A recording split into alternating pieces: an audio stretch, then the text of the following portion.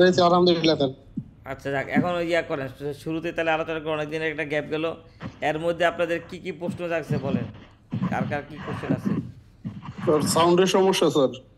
মানে সাউন্ড আমার স্যার এইখানে আপনার তো, ঘরে কেমন হলো স্যার? যে না আমার এখানে সাউন্ড ফুল আছে তো। সাউন্ড সমস্যা নাই স্যার, সাউন্ড ঠিক আছে। আপনি সমস্যা নাই, ঠিক আপনার আছে। ওই যে দেখেন যে বলি আপনার এই ডিভাইসে সাউন্ডটা কমানো আছে কিনা একটু চেক করেন। আচ্ছা হ্যাঁ আসি, আপনাদের দয়া আলহামদুলিল্লাহ ভালোই করছি। এখন বলেন কার কার কি কোয়ারি আছে, তারপর আস্তে আস্তে আমরা লাস্ট ক্লাসে মনে হয় শখ নিয়ে আলোচনা করছিলাম আমরা। জি স্যার। ঠিক আছে। স্যার সহগ নিয়ে আলোচনা করছিলেন, সহগে যে ভ্যালুটা মানে ডিক্লারেশন দেওয়া হবে জি। ওই অনুসারে কি মাল বিক্রি করতে হবে নাকি কম আচ্ছা আমি মূল্যে বলি বিক্রি করা শুনে, যাবে? ধারা 32-এ বলা আছে কি, ধারা 32-এ বলা আছে পণ হইতে কর ভগ্নাংশ দিয়ে ভাগ দিয়ে যেই টাকা পাওয়া যাবে তা হলো আপনার ভ্যাট, বুঝছেন? তাহলে জি আর ওই টোটাল ভ্যালু থেকে ভ্যাট বাদ দিলে বাকিটা ভ্যালু। এখন জি তাহলে জি ভ্যাট জি আইন অনুযায়ী তো আপনি ওই কি বলে যে আপনার অ্যাকাউন্টে যে টাকা ঢুকছে এটা তো প্রমাণ। কারণ আপনার যদি ওরকম ডকুমেন্টস থাকে যে আমার ডিলার প্রাইসের নির্দিষ্ট করা আছে, হ্যাঁ আমাকে পার্টি যে টাকা দিছে আমি চেক দেখাইতে পারবো, তাহলে তো ব্যাট অফিস মানতে বাধ্য। এখন আমাদের তো অনেকের এই সুযোগটা থাকে না, এই জন্য আমরা দেখাইতে পারি না। ধারা 32 অনুযায়ী শখ অনুযায়ী পণ্য বেচতে আপনি বাধ্য না, আপনি প্রমাণ দিতে হবে। কিন্তু তাহলে কিন্তু প্রমাণ দিতে হবে যে এই যে আমি এই যে এত টাকা বেচে এই যে এখানে আমার অ্যাকাউন্টে টাকা ঢুকছে, বুঝছেন? বুঝতে পারছি। জি জি জি যেমন যেমন বড় বড় কোম্পানি আছে না, যে যাদের ডিলারদের প্রাইস মূল্য তালিকা নির্দিষ্ট করা থাকে, বা আপনি যে ওয়ার্ক অর্ডারের মাধ্যমে কাজ করতে পারেন না, যে এক জায়গায় জি জি টেন্ডারে পার্টিসিপেট করছেন ওইখানে ওয়ার্ক অর্ডার আছে, তাহলে ওয়ার্ক অর্ডার কাগজ দিবেন, মানে প্রমাণ দিয়ে দেখাইতে হবে, তাহলে আপনি মার্কেটিংয়ে যেতে পারবেন। বুঝতে পারছি, মানে বাজার মূল্য যেটা আছে সেটা জি জি, অনুসারে। আপনি বাজারগুলো আপনি প্রুফ দেখালেন, দেখেন এই যে ওয়ার্ক অর্ডার দিছি আমি চেকে পেমেন্ট পাইছি, এই দেখেন আমার মালিক কোম্পানি আমার ডিলার প্রাইস ঠিক করে দিছে, এমআরপি ঠিক করে দিছে, আমি এবার বেচতে পারবো, কমিশন হয়েছে 2 টাকা। এইভাবে চিন্তা করেন। জি জি হ্যাঁ, বাদ বাকি বলেন, কারো কোশ্চেন আছে, তারপর আমরা নিয়মিত আলোচনায় যাবো তাহলে। স্যার ডিক্লারেশনে যে কি মানে ওই অবচয়টা থাকে স্যার। হুম। এইটা আসলে স্যার পরবর্তী স্যার কিভাবে দেখাবো ইয়াতে কি বলে ওটাকে অডিটের সময় তারা তো জানতে চায় বা কোনো কিছু। আচ্ছা এখন আপনি বলেন যে উৎপাদনকারী প্রতিষ্ঠান এটা বলছেন না ট্রেডিং ব্যবসা এটা বলতেছেন? উৎপাদনকারী প্রতিষ্ঠানের জন্য। আচ্ছা বোঝেন, আপনি উৎপাদনকারী প্রতিষ্ঠানে যদি বলেন, হ্যাঁ তাহলে আপনি এক বেস প্রোডাকশন দিয়ে দেখাই দিবেন যে এই যে আছে, আপনি আপনি উপস্থিত থাকেন, আমি আপনার সামনে এক বেস বা 2 বেস প্রোডাকশন দেই, দেখেন কি পরিমাণ প্রোডাক্ট দিলে কি পরিমাণ র মেটেরিয়াল নষ্ট হয়, প্রমাণ দিতে পারবেন না? হ্যাঁ, এইভাবে প্রমাণ দিবেন যে আপনারা থাকেন, আপনার সামনে একটা বেস প্রোডাকশন দেয় যদি রাজি হন। আর একটা হইলো তখন প্রসেসগুলি দেখাই দিবেন। আরেকটা হলো যে কিন্তু বাণিজ্য, 5 বছরের 5 বছরের রিপোর্টটা তাহলে কিভাবে করবে স্যার? তাহলে ওই তো বলবে 5 বছরে কি প্রত্যেক বছর কি আপনার সেম হয়? না না আমি কি বলছি শোনেন, অবচয় কি প্রত্যেক বছর সেবে না প্রত্যেক ব্যাচ বলেন? আমরা তো এরকম করি কি, যে এক ব্যাচে হয়তো ওয়েস্টেজ বেশি হয়, আরেক ব্যাচে হয়তো কম হয়, অনেক সময় মেশিনে ট্রাভেল দেখা যায়, ঠিক না? আমরা অ্যাভারেজ করে অবচয় করি, আপনি এইভাবে চিন্তা করেন, আচ্ছা ঠিক আছে স্যার। ঠিক না? কি বলেন? আপনি মনে করেন একটা উৎপাদনকারী প্রতিষ্ঠানে কাজ করেন, আপনি অবচয় দিলেন 5%, কিন্তু আপনি যদি দেখেন যে বাস্তবে অবচয় 8%, তাহলে পরে শখ আবার ঠিক করে নেবেন না? জি জি। তাহলে আপনি ওইভাবে দিবেন, আবার পরে যে ইয়াতে যদি দেখেন না 5% না 3% হয়, তাহলে আবার কমায় নেবেন না? এবার চিন্তা করেন, ঠিক আছে? আচ্ছা এখন তাহলে আমাদের লাস্ট ক্লাস ছিল সহগ, হ্যাঁ এখন আপনারা বলেন যে সহগ কি আপনারা ক্লিয়ার কিনা সবাই? না শখ তো স্যার মানে বেশি ডিসকাশন হয় না, জাস্ট প্রাথমিক আলোচনা হয়েছে। অসুবিধা নাই, আমি দেখি না আপনার কতটুকু ক্লিয়ার, আমাদের তো ডিসকাশন রাখবো, কত সমস্যা নাই। বলছি সহগ কি এটা তো জানেন? জি স্যার। হ্যাঁ আচ্ছা সবাই জানে আশা করি, হ্যাঁ তাহলে সহগ ইয়া কে দিবে না এটা তো জানেন? এটা রপ্তানিকারক আর হচ্ছে আপনার যারা সেবা ইয়া করে ওরা। এই বাকিরা সবাই যে 32 জনের মধ্যে ওই যারা শুনতেছেন সবাই ক্লিয়ার তো এই পেপারটা, যে সেবা প্রদানকারী সহগ দিবে না যদি রেয়াত না নেয়, রপ্তানিকারক সহগ দিবে না যদি রেয়াত নেয়, সবাই ক্লিয়ার তো? জি স্যার। স্যার রপ্তানিকারক তো সহগ দিবে স্যার। না না যখন স্যার না না এই আইএম বলেন। 7 দিয়ে স্যার, সরি আইএম 4 দিয়ে স্যার ইম্পোর্ট করে মাল আনে স্যার, হুম। ব্যাট ট্যাক্স দিয়ে, তখন তো স্যার ও কি উৎপাদনে কি ইয়া ব্যবহার করতেছে এটা তো স্যার ইয়ার কাস্টমস রে চিনেই দিব ব্যাট অফিস আমি বলি শোনেন, আমরা একটা ইয়া পাইছি কি 2000 মূল্য সংযোগ করা সম্পদ শুল্ক বিধিমালা বিধি 21 বলা আছে শতভাগ রপ্তানিমুখী প্রতিষ্ঠান শখ না দিলে পারবে। আর আপনারা যদি রেয়াত নেন বা অন্য কোনো কারণে দেওয়া লাগে দিবেন, কিন্তু নর্মালি অন্যদেরকে দেওয়া লাগবে? সবাই কি বলেন? আমি না, তো স্যার। আপনি না, এখন আমার কাছে কালকে ক্লায়েন্ট আসছে বুঝছেন, উনি বলতেছে ওনাদের অনেক টাকা লস হয়েছে, হ্যাঁ ওনারা ব্যাট দিয়ে আসছে এটি দিয়ে আসছে, ওনারা এখন চাচ্ছে যে রেয়াত নিবে, ঠিক আছে? তাহলে কি ওনার শখ জমা জমা দিতে হবে না ওনার? জি স্যার, সব জমা দিতে আমরা হবে। ওইটাই বলছি যে রপ্তানিকারক রেয়াত না নিলে শখ দেওয়া লাগবে না, সেবা প্রদানকারী রেয়াত না নিলে শখ দেওয়া লাগবে না। দেখে সবাই ক্লিয়ার কিনা? জি স্যার। স্যার আইন যেন কত স্যার, এটা কত জানো স্যার, স্যার ওটা নাকি স্যার? বিধি 21 আমি বলি বিধি 21 হচ্ছে রপ্তানিকারকেরটা, আর 2020 সালে 8 নাম্বার ব্যাখ্যা হচ্ছে সেবা প্রদানকারীরটা, ঠিক আছে? তাহলে এই দুইটা গেল। এখন তাহলে বাদ বাকি সবাইকে শখ দিতে হবে না? বুঝছি স্যার, কিন্তু কন্ডিশন তো অ্যাপ্লাইড স্যার। এখানে কন্ডিশন অ্যাপ্লাইড মানে হচ্ছে মানে আপনার রপ্তানিকারক হোক আর সেবা প্রদানকারী হোক, সে যদি আপনার রেয়াত নিতে যায় তাহলে সেক্ষেত্রে তাকে ওই যে ঘোষণা দিতে হবে। হ্যাঁ, শখ দিতে হবে, এছাড়া দেওয়া লাগবে না। কিন্তু বাদ বাকি সবাইকে শখ দিতে হবে না? জি জি জি জি জি, এখন বাদ কথা বাকি হলো সবাইকে সব দিতে হবে। যে কারো আমরা ওই আলোচনার রিভিশন দিতেছি আর কি। আমরা তারপরে জানছিলাম যে কেউ শখ দেয় নাই, তখন কি হবে?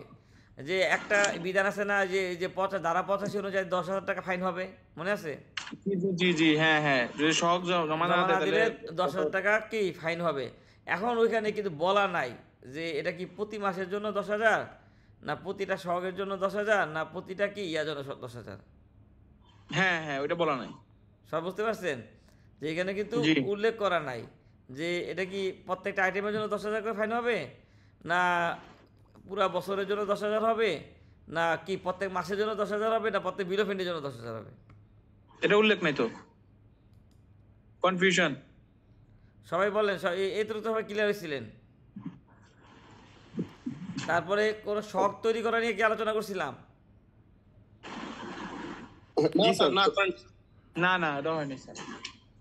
আচ্ছা তাহলে ওই দিকে আগাই। হ্যাঁ, আচ্ছা এখন আপনি বলেন যে আমরা শখের সাথে রেয়াতের একটা সম্পর্ক আছে, যে বুঝেন উৎপাদনকারী শখ যখন তৈরি করবেন, আপনি উৎপাদনকারী যে র মেটেরিয়াল কিনছে, প্যাকিং মেটেরিয়াল কিনছে, সার্ভিস কিনছে, এই সবগুলি কি ইয়া করে কি আপনি পণ্য মূল্য ব্যয় করবেন না?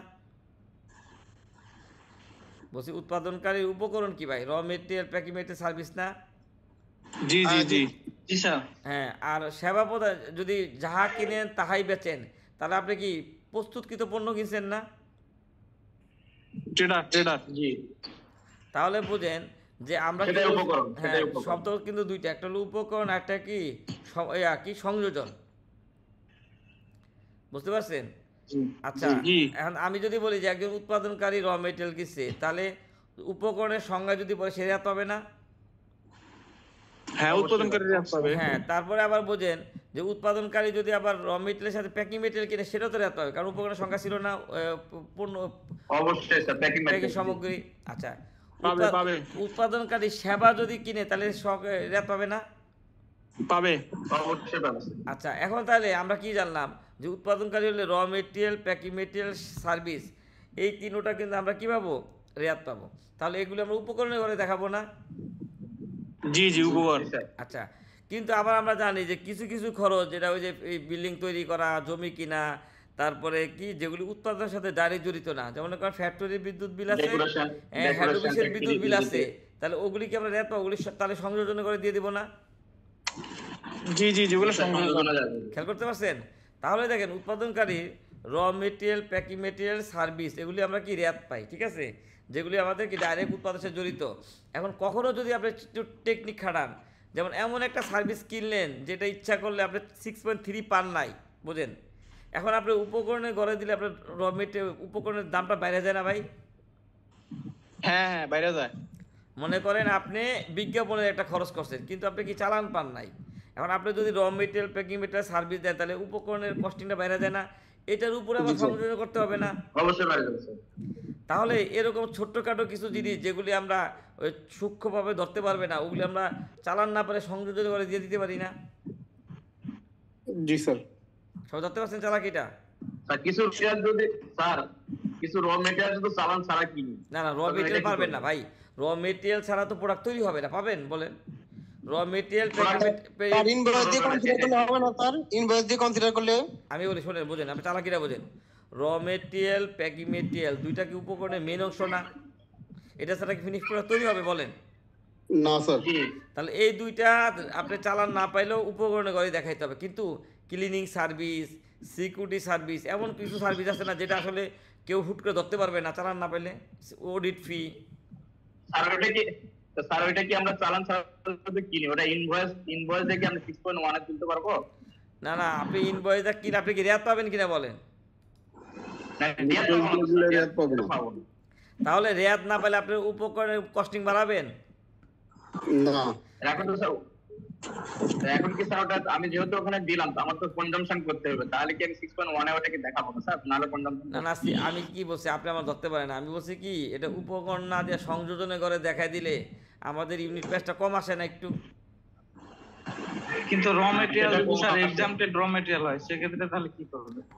এক্সাম্পল র মেটেরিয়ালে তো অসুবিধা নাই, দিবেন, অসুবিধা কি? যাক আপনারা যা যেটা তাহলে বুঝাইছি সবাই বুঝেন। ইনভয়েস দিয়ে কি স্যার তাহলে 4.3 তে উপকরণের ঘরে দিবে? আচ্ছা যাক, এটা আমি বুঝছি আপনারা কি বোঝেন না। হ্যাঁ, প্র্যাকটিক্যালি বুঝাইতেছি একটু পরে। আচ্ছা এখন বলেন তাহলে। আচ্ছা স্যার হ্যাঁ,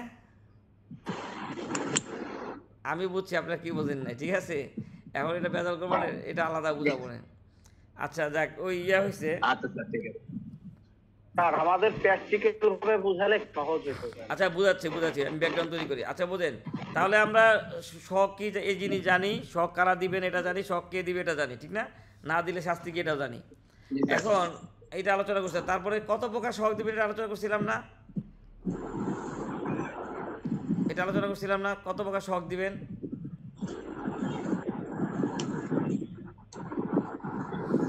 আচ্ছা তাহলে আমি দুইটা ধাপে আলোচনা করি। মনে করেন একজন বাণিজ্যিক আমদানিকারক, খেয়াল করেন, একজন বাণিজ্যিক আমদানিকারক বিদেশ থেকে র মেটেরিয়াল বা ফিনিশ প্রোডাক্ট আমদানি করলো। স্যার রেকর্ডিংটা চালু করছেন? হ্যাঁ ধন্যবাদ ভাই, চালু করছি। দেখেন একজন বাণিজ্যিক আমদানিকারক, বুঝেন, আমরা সহগে যাওয়ার আগে একটু স্টাডি করি। একজন বাণিজ্যিক আমদানিকারক বিদেশ থেকে মনে করেন র মেটেরিয়াল আমদানি করলো, খেয়াল করেন। তাহলে এই আমদানি করতে গিয়ে সে এলসি করছে না ভাই?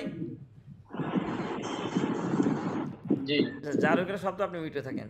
মনে করেন আমদানি করতে গিয়ে সে এলসি করলো, আমদানি করতে সে ইন্স্যুরেন্স এর একটা করছে না, ইন্স্যুরেন্স করছে না। তারপরে এলসি বাবদ ব্যাংক বিভিন্ন রকম ফি কাটছে না ভাই?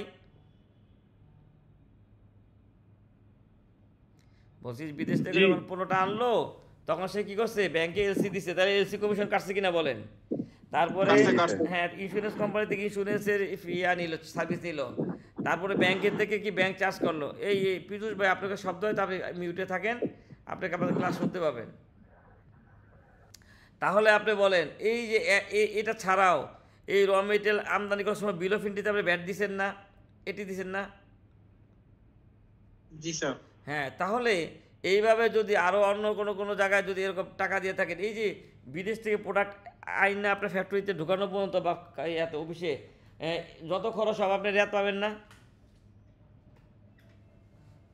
জি র মেটেরিয়াল আনতে যা খরচ সবকিছু রেট পাবেন কিনা বলেন, সবাই কি বলেন? উৎপাদনকারী তো মনে করেন র মেটেরিয়াল প্যাকিং মেটেরিয়াল সার্ভিস পাবে। একটা লোক কল দিতে পারবে, কলটা একটু করে, তো কী ঘটনা, ঠিক আছে। হ্যাঁ, উৎপাদনকারী তো র মেটেরিয়াল প্যাকিং মেটেরিয়াল সার্ভিস পাবে। ঠিক তেমনি বাণিজ্যিক আমদানি বা ট্রেডিং ব্যবসায়ী সেও কি সার্ভিসগুলি পাবে না তার উপকরণের সাথে যেগুলি জড়িত? জি জি স্যার।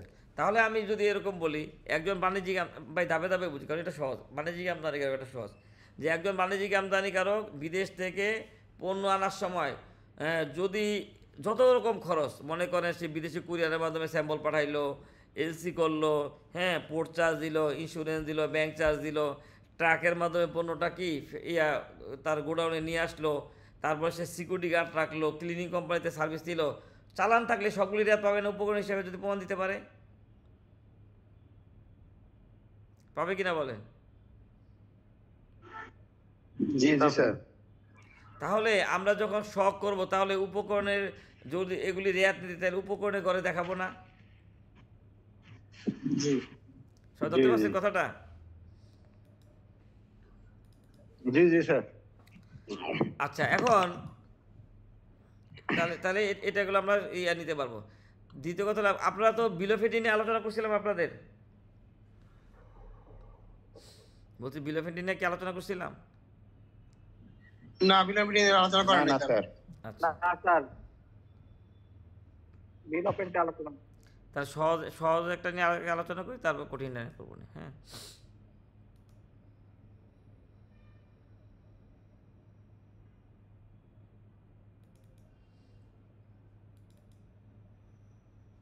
আচ্ছা, এই বিল অফ এন্ট্রি কি দেখা যাবে?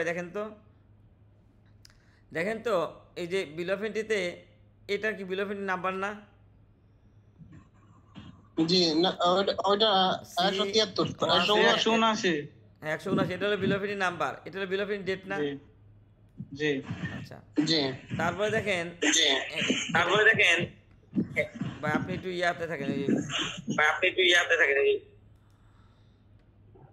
আপনারা তো আনমিউট হওয়ার দরকার নাই, আমি তো ক্লাস করাইতেছি, আপনারা আমার কথা এমনি শুনতে পাবেন, ঠিক আছে? দেখেন এখানে দেওয়া আছে না কাস্টমস হাউস নাম্বার 301। তারপরে দেখেন এখানে লেখা আছে না যে আমি কার থেকে ইম্পোর্ট করছি, চায়নার এই কোম্পানি থেকে, কে ইম্পোর্ট করছে, আলাল ট্রেডিং। তারপরে দেখেন তো এখানে লেখা আছে না কত ইউএসডি। তারপর এখানে দেওয়া আছে এক্সচেঞ্জ রেট 85.56। তারপরে দেখেন SS code, net weight, gross weight, তারপর প্রোডাক্টের নাম। এখন দেখেন তো এই যে এই টাকাকে এটাতে গুণ দেওয়ার পরে যে টাকাটা হয়েছে, তারপরে সংযোজন দিছে, এটা কি অ্যাসেসমেন্ট ভ্যালু না? এখন আপনাদের ভাষায় বলেন যে প্রোডাক্ট আসছে 5,06,000 কেজি।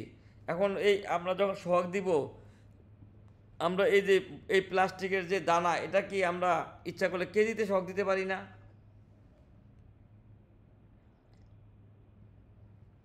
কেজি দিতে পারি কিনা বলেন? প্লাস্টিকের দানা, জি জি দিতে পারি। হ্যাঁ, আবার যদি কেউ চায় ব্যাগও দিতে পারে, কিন্তু আমরা চাইলে কেজিতে দিলে সুবিধা কি, আমার 5 কেজি ব্যাগ হোক আর 25 কেজি ব্যাগ হোক, আমি মাল্টিপ্লাই করে দিতে পারবো না জমা? জি স্যার, জি স্যার। জি জি আচ্ছা, তাহলে আমরা সিদ্ধান্ত নিলাম আমরা কেজিতে দিব। তাহলে এখানে দেখেন এই পরিমাণকে আপনি কোন টাকা দিয়ে ভাগ করবেন। এখানে একটা অ্যাসেসমেন্টের টাকা আছে, আর এখানে দেখেন একটা ভ্যাটেবল টাকা আছে। দেখেন 4,78,84,000 টাকা, আর এখানে দেখেন 4,56,00,000। আমরা কোনটাকে পণ্যের মূল্য ধরবো? আপনি জানেন কিনা বলেন?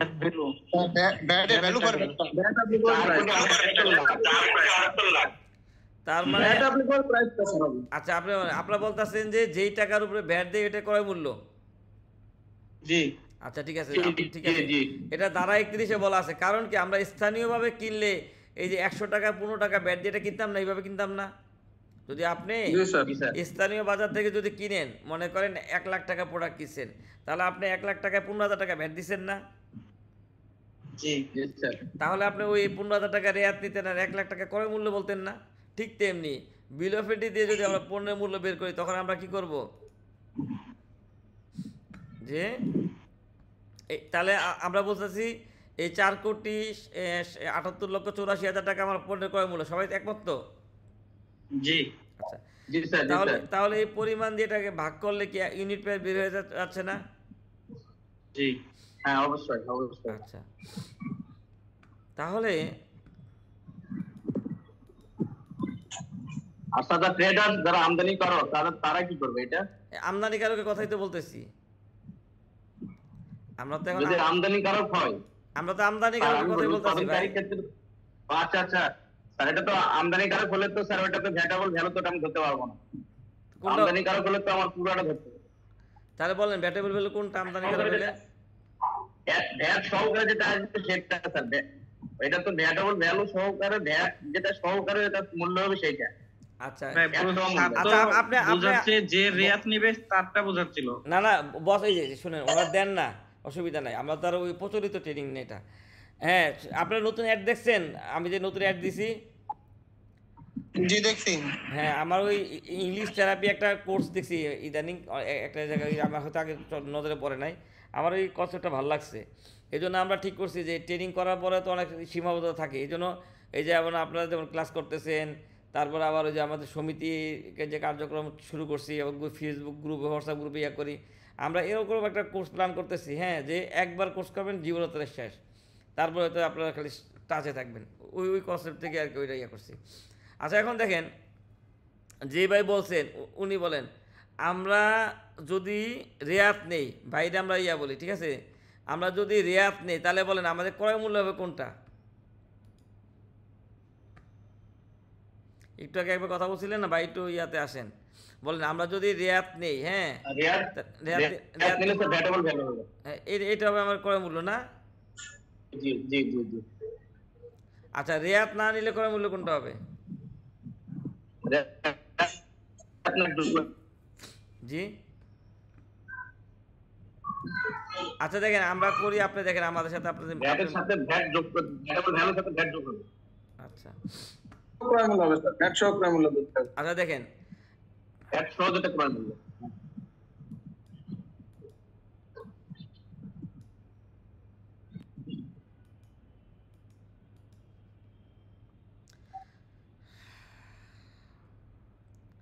আচ্ছা আমাদের এই বিল অফ এন্ট্রিতে দেখেন, বিল অফ এন্ট্রিতে টোটাল প্রোডাক্ট আসছে কত? 5,06,000 কেজি, আর ভ্যালু হচ্ছে কত? 4,78,84,000। দেখেন তো ভ্যালু কত? 4,78,84,000, আর নেট ওয়েট কত? 5,06,000। তাহলে প্রতি কেজি দাম কত বলেন? মাউসটা দেখেন, 94 টাকা না?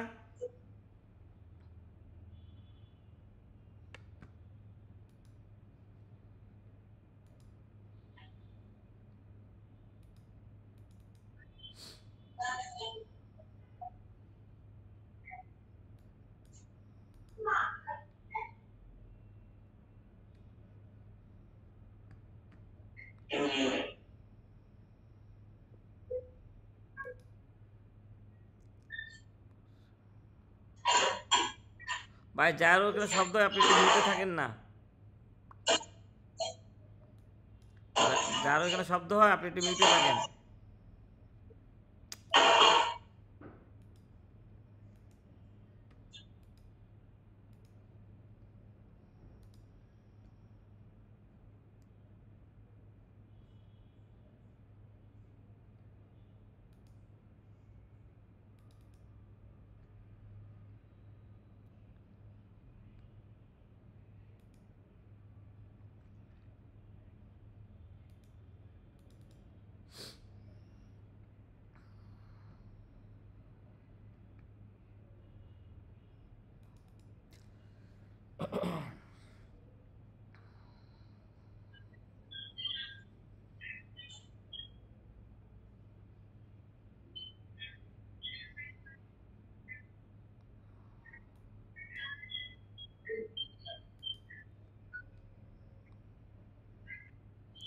ভাই সিঙ্গি দেখা যাচ্ছে? দেখেন তো প্রতি, দেখেন যে প্রতি ইয়া, হ্যালো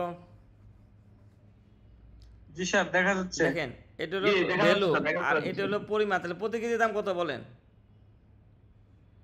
94 টাকা। 90 টাকা তাহলে আমরা ধরে নিলাম এই লোক রেয়াত নিবে, পরে রেয়াত না নিলে এটা পরে আলোচনা করতেছি। তাহলে প্রতি কেজি দাম যদি 94 টাকা হয়, তাহলে আমরা এই উপকরণগুলো 94 টাকা লিখবো না? জি। আচ্ছা এখন আপনি যদি বলেন যে সার্ভিসগুলি রেয়াত দিবেন, তাহলে সার্ভিসগুলি এখানে লিখতে হবে না? Gas port charge, insurance, bank charge এগুলি লিখতে হবে না? জি জি জি জি। আমরা দাবে দাবে আসবো, আমরা আরও করবো কয়েকটা, হ্যাঁ ইয়া পর্যায়ে করি। তাহলে এটা হলো উপকরণ, এই যে এটা হলো কি আমার উপকরণের মূল্য। এখন আপনারা যে বলেন যে আমরা যাচ্ছি না, যে আপনি এখানে কি করছেন, ইনপুট স্টেজে 15% ভ্যাট দিচ্ছেন, 5% এটি দিচ্ছেন, মোট কত পার্সেন্ট দিচ্ছেন? 20%। 20%। এখন আপনি এই টাকা অ্যাডজাস্ট করার পরে টাকা শর্ট পড়লেই তো সরকারকে দিবেন, এর আগে কি দিবেন? না স্যার। না তাহলে আমরা জানছি যে এই 20 টাকা অ্যাডজাস্ট করতে হলে বা 20% টাকা অ্যাডজাস্ট করতে হলে আমার 100 টাকার প্রোডাক্ট 133.33 টাকা বেচতে কি ভ্যাট 0 হয়ে যায়, এটা আমরা জানি। জানেন না এমন কেউ আছেন কিনা? যে এই স্যার, এটা কিভাবে হয় একটু দেখালে ভালো হতো। এই কথাটা জানেন না এমন কেউ আছেন? দেখেন আপনি সরকারের থেকে পাবেন 20%, তাহলে আপনি এক কাজ করেন না, ক্যালকুলেটার নেন, এই দেখেন আপনার ক্যালকুলেটার দেখাই, এই যে ক্যালকুলেটার নেন, হ্যাঁ দেখেন আপনি ভ্যাট দিয়েছেন কত? 15, কত দিছেন? 15, এটি দিছেন কত? 5, মোট কত হলো? 20 হলো না? এই 20 টাকার বেশি অ্যাডজাস্ট করতে কি পারবো ভাই বলেন? না 20 টাকাই। তাহলে 20 টাকাকে ভাগ 15 ইন্টু 100 দিয়ে গুণ দেন, তাহলে 133.33 টাকা, মানে একটা প্রোডাক্ট 100 টাকা কিনে 133.33 টাকা বেচলে ওটার উপর 15% ব্যাট দিলে 20 টাকা আসে। ঠিক আছে, যেমন আমি এখানে এটা আবার একটু বলেন স্যার, কত দিয়ে ভাগ দিমু স্যার? বুঝাইতেছি, দাঁড়ান। মনে করেন এটা দিয়ে বুঝাই, আমি প্রোডাক্টটা কিছু কত টাকা দিই? 94 টাকা না? জি আচ্ছা, এই 94 টাকা প্রোডাক্টের উপরে আমি এই টোটাল ভ্যালু তো এই টাকার উপরে 15% ভ্যাট দিছি না? জি জি 5% এটি দিছি, কত টাকা দিছি? মোট এই যে 95,76,000 টাকা দিছি কিনা বলেন? একটু বড় করে দিই। হ্যাঁ হ্যাঁ দিছেন দিছি। দিছেন। আচ্ছা দিছি। এখন এই টাকা তো এই জায়গায় এই টাকা না, এই দেখেন 15% ব্যাট দিছি আর 5% কি দিছি? এটি দিছি, মোট দিছি কত পার্সেন্ট? 20%। আচ্ছা, আপনি যদি এই প্রোডাক্ট এই যেই টাকায় ব্যাট দিচ্ছেন, এই 15% ব্যাট দিচ্ছেন, যেই টাকার উপরে এটি দিচ্ছেন, এই দুইটা টাকা 1 টাকা না? দেখেন তো এই টাকাটা এই টাকাটা একই টাকা না? একই একই হ্যাঁ, একই। আপনি যদি কেনার দামে বেচেন তাহলে এই 2টা টাকা আপনি ব্যাক পেয়ে যাবেন না সরকার থেকে? যদিও সরকার দিবে না, হ্যাঁ ব্যাক পাবো। কাগজে কলমে পাওয়ার কথা, ঠিক না? ঠিক তেমনি এবার চিন্তা করেন যে তাহলে আমি এই আমার হিসাবে এই 2টা টাকা ব্যাক পাই কিনা বলেন? এই টাকা ব্যাক পাই কিনা? এটা রেয়াত আর এটা সমন্বয়, পাই না? এইটা তো ব্যাট নয়, এটি তো আমরা সমন্বয় করি। না, আমি তো এটাই বলছি, ব্যাটটা হচ্ছে রেয়াত আর এটি হচ্ছে সমন্বয়, এই দুইটাই তো ফেরত পাবো। জি আচ্ছা, এখন দেখেন আমার প্রোডাক্টের দাম হলো 94.63, এখানে 94.63 লিখছি কিনা বলেন? আমি বলছি আপনাকে 33.33% এডিশন করলে সরকারকে কি আর টাকা দেওয়া লাগবে না? তাহলে এই 94.63 33.33% হচ্ছে 13.54। খেয়াল করেন কত টাকা? আপনি ক্রয় মূল্য 33.33% এডিশন করলে কি জিরো হয়? তাহলে 94.63 কত? 31.54 টাকা কিনা বলেন? জি স্যার। আচ্ছা, তাহলে জি স্যার। ধরতে পারছে সবাই? তাহলে জি স্যার। এইটা হলো ক্রয় মূল্য, আর এটা সংযোজন না? জি জি স্যার। 94 টাকা হচ্ছে ক্রয় মূল্য, আর 31 টাকা কি? আর 31 হচ্ছে সংযোজন। তাহলে এই দুইটা যোগ করলে 126 টাকা হয় কিনা বলেন? জি জি তাহলে এটার মধ্যে তো ব্যাট নাই। এই 126 টাকার উপরে 15% ব্যাট দিলে 145 টাকা বেচবেন, এটা ব্যাট সমূল্য না ভাই? জি স্যার। জি। তাহলে এটা প্রতি কেজির দাম কিনা বলেন? 126 টাকা কি প্রতি কেজির দাম? জি স্যার। তাহলে আমি এই যে 5,06,000 কেজিটা যদি গুণ দেই, তাহলে টোটাল 5,06,000 কেজি দাম চলে আসছে না? জি। 5,06,000 কেজির দামকে যদি 15% ব্যাট দিয়ে গুণ দেন, প্রতি কেজিতে ব্যাট আসে 18 টাকা, তাহলে 5,06,000 কেজিতে ব্যাট আসবে কত? 95,76,000 টাকা না? জি। আর আপনি দেখেন তো এই যে এইটা আপনি রেয়াত এবং সমন্বয় মিলে পাইতেন, আর এটা কি বি, সরকারকে ট্রেজারি দিবেন, দুইটা যোগ বিয়োগ করলে দেখেন তো 314 টাকা সরকারের কাছে এখনো পাওনা আছেন না? জি জি। আর এত বড় একটা অ্যামাউন্টে, হ্যাঁ দেখেন 5,06,000 কেজিতে দশমিকের জন্য 314 টাকা হইতে পারে কিনা বলেন? কারণ আমরা তো দশমিকের পরে 2 ঘরে বেশি নিছি ভাই, বলেন? এরকম এই অ্যামাউন্টটা অনেক বড় ছিল না পরে দশমিকের পরে? জি বড় ছিল। এখন দেখেন আপনি যদি কোনো কারণে এটা 34% করতেন, খেয়াল করেন এই যে এই জায়গায় মনে করেন কত পার্সেন্ট করবেন? 34। অনেক সময় সারা বলে না 34% এডিশন করেন, দেখেন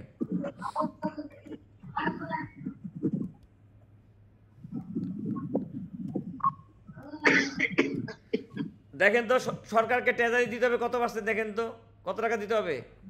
48,000। 48,200। তাহলে দেখছেন তো 67%, 67% এডিশন বাড়ার কারণে কত টাকা ট্রেজারি বেড়ে গেল? জি জি। দেখেন এই জায়গাটা বোঝেন না এমন কি আছে? হ্যাঁ স্যার, এটা একটু আবার একটু বলেন। মনে করেন আমরা কি জানি 33.33% এডিশন করলে ওই 31 টাকা সামথিং দেওয়া লাগতো, কিন্তু 32 আমরা তো 34% করছি, টাকাটা বেড়ে গেল না? ভালো কিনা বলেন? কারণ আমরা কি জানি 33.33% হলে জিরো হবে, তার উপরে গেলে টাকা দেওয়া লাগবে না? গভর্নমেন্টের টাকা দিতে হইব। গভর্নমেন্ট টাকা দিতে হবে। তো এই জন্যই দেখেন এখন 48,000 টাকা ট্রেজারি দেন, এই জন্যই দেখবেন স্যাররা বলে 35% এডিশন করে নিয়ে আসেন, 36% এডিশন করে নিয়ে আসেন, এইভাবে বলে না, সরকার ট্রেজারি পাবে না। আপনি 33.33% নিচে এডিশন করলে সরকার ট্রেজারি পাবে না, ধরতে পারছেন? কিন্তু সরকারের ট্রেজারি দিতে গেলে আমি এবার কাস্টমার পাই না তো স্যার। আচ্ছা ওইটা তো বাস্তবতা, আমরা এখন বিদ্যা শিখি আগে, ঠিক আছে না? স্যার ওটা- এখন তো স্যার আবার বলতেছে কি আপনার আপনার সংযোজনের উপরে আর কি, হ্যাঁ, মূল্য সহগ যদি ওদের পছন্দ মতো না হয় তাহলে ওইটার উপর নাকি স্যার মামলাও হয় স্যার, এটা কি স্যার না সত্যি? আমি বলি শোনেন, বাস্তবতা হলো এরকম যে আমরা হিয়ারিং করছি কয়েকটা, বুঝছেন? এখন ওনারা আপনাদের ন্যায্য বাজার মূল্য যাচাই করে, বুঝছেন?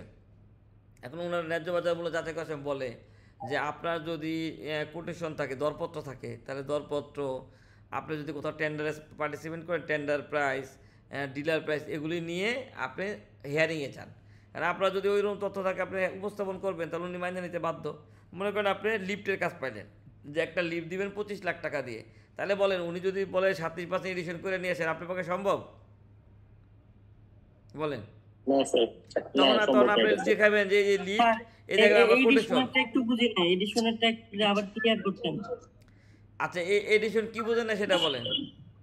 এই যে স্যার, 33 হিসাব করতে শুনে এটা ব্যাপার হলো কি, 33.33টা কিভাবে আসলো স্যার, ওইটাই বারবার বলতেছে। আচ্ছা আমি বলি, এইটা হলো একটা, আমরা জানি যে আমরা বিল অফ এন্ট্রিতে 15% ব্যাট দিয়ে আসি না ভাই, দেখেন তো কত পার্সেন্ট ব্যাট দিচ্ছেন? 15 টাকা। আর এটি দিচ্ছেন কত, 5 টাকা না? হ্যাঁ হ্যাঁ। আপনি 100 টাকা এই 20 টাকার বেশি সমন্বয় করতে পারবেন? না। তাহলে মনে করেন প্রতি 100 টাকার জিনিস আমি যদি 100 টাকায় 15 টাকা ব্যাট আর 5 টাকা কেটে দেই, আমি 100 টাকার প্রোডাক্ট 133.33 টাকা বিক্রি করলে আমার এই 20 টাকা জিরো হয়ে যাবে। এটাই বলছি আমরা এই সূত্র। স্যার এক্সেল শিটটা কি পরে পাওয়া যাবে স্যার আপনার কাছ থেকে, ওই যে এটা এক্সেল শিটটা নিয়ে অসুবিধা নেই, এক্সেল শিট দিয়ে আর কি হবে, এক্সেল শিট নিয়ে স্যার, আমার কথা হলো যে এইটা না না, এটা তো আমরা অ্যাডভান্স করতেছি তাই না, অ্যাডভান্স ট্যাক্স যেটা, তো এটার উপরে কেন ভ্যাটের ক্যালকুলেশনটা করতেছেন না? আচ্ছা আমি বলি, এখন আপনি 15% ধরতে, ভ্যাট তো দিচ্ছে 15%, হ্যাঁ এখন এখন তাই না? আমি বলি শোনেন, 15% উপরে ক্যালকুলেশনটা করবে, 20% উপরে কেন করতেছেন? আমি তো আপনার বলি না যে 20% ক্যালকুলেশন করো, আমি তো এরকম হইতে পারে 10 পয়সা প্রফিট করে ছেড়ে দিতে পারি কিনা বলেন? আমার তো এরকম হইতে পারে। হ্যাঁ আমি এটা বুঝাইছি যে আমাদের দেশে একটা সীমা বুঝাইলাম যে এর বেশি গেলে আপনাকে ট্রেজারি দিবেন, এর কম গেলে ট্রেজারি দিবেন না। এটা তো এখন মুখস্থ কথা, এদেরও তো হয়ে গেছে সাথে 35% আপনাকে এডিশন দিতে হবে, মানে হ্যাঁ। গোটা বাংলাদেশে একই অবস্থা করে ফেলছে এরা। এটা আগে ছিল না তো। না, এটা এখন- দেখতেছি এক বছর থেকে এরা এখন রমনা কারণ এটা না করলে তো আমরাও তো মনে করি একটু শিখে ফেলাইছি, এরা তো দেখছে ট্রেজারি পায় না, এখন এদেরও তো এর আগে কেমন চলছে স্যার? এর আগে সরকার চলছে না, ট্রেজারি তো এর আগেও তো আমরা দিচ্ছি, এর আগে চলছে না। আচ্ছা 2 বছর তাহলে এখন এই এক বছর শোনেন, দিয়ে কাজটা কেন বস, আমি করতে? বলি শুনেন, আচ্ছা মনে করেন আপনার 2-3টে ইনকাম সোর্স, বুঝছেন? আপনার বাড়ি ভাড়া আসে, বুঝছেন? আপনার ওই যে জমি থেকে ইনকাম আসে, বেতনও আসে। এখন আপনার যদি পর্যাপ্ত দোকান ভাড়া পান, বাড়ি ভাড়া পান, জমি 2 মাস যদি বেতন না পান, আপনি কি ডিস্টার্ব হইচই করবেন বলেন? না ঠিক আছে তো, হ্যাঁ না করবেন, কারণ আপনি বলবেন যে আমার তো আরো ইনকাম আছে, তাকে বেশি সমস্যা হচ্ছে, ওই এতদিন তো দিছি, করবেন না। কিন্তু যদি আপনার দোকান ভাড়া আর ওই যে অন্য কোনো ইনকাম না থাকে, তাহলে আপনি কি মাইনে নেবেন? 1 মাস না দাঁড় দানা করবেন, পরের মাস হইচই করবেন না অফিসে যা? না বলেন। করবো না তো।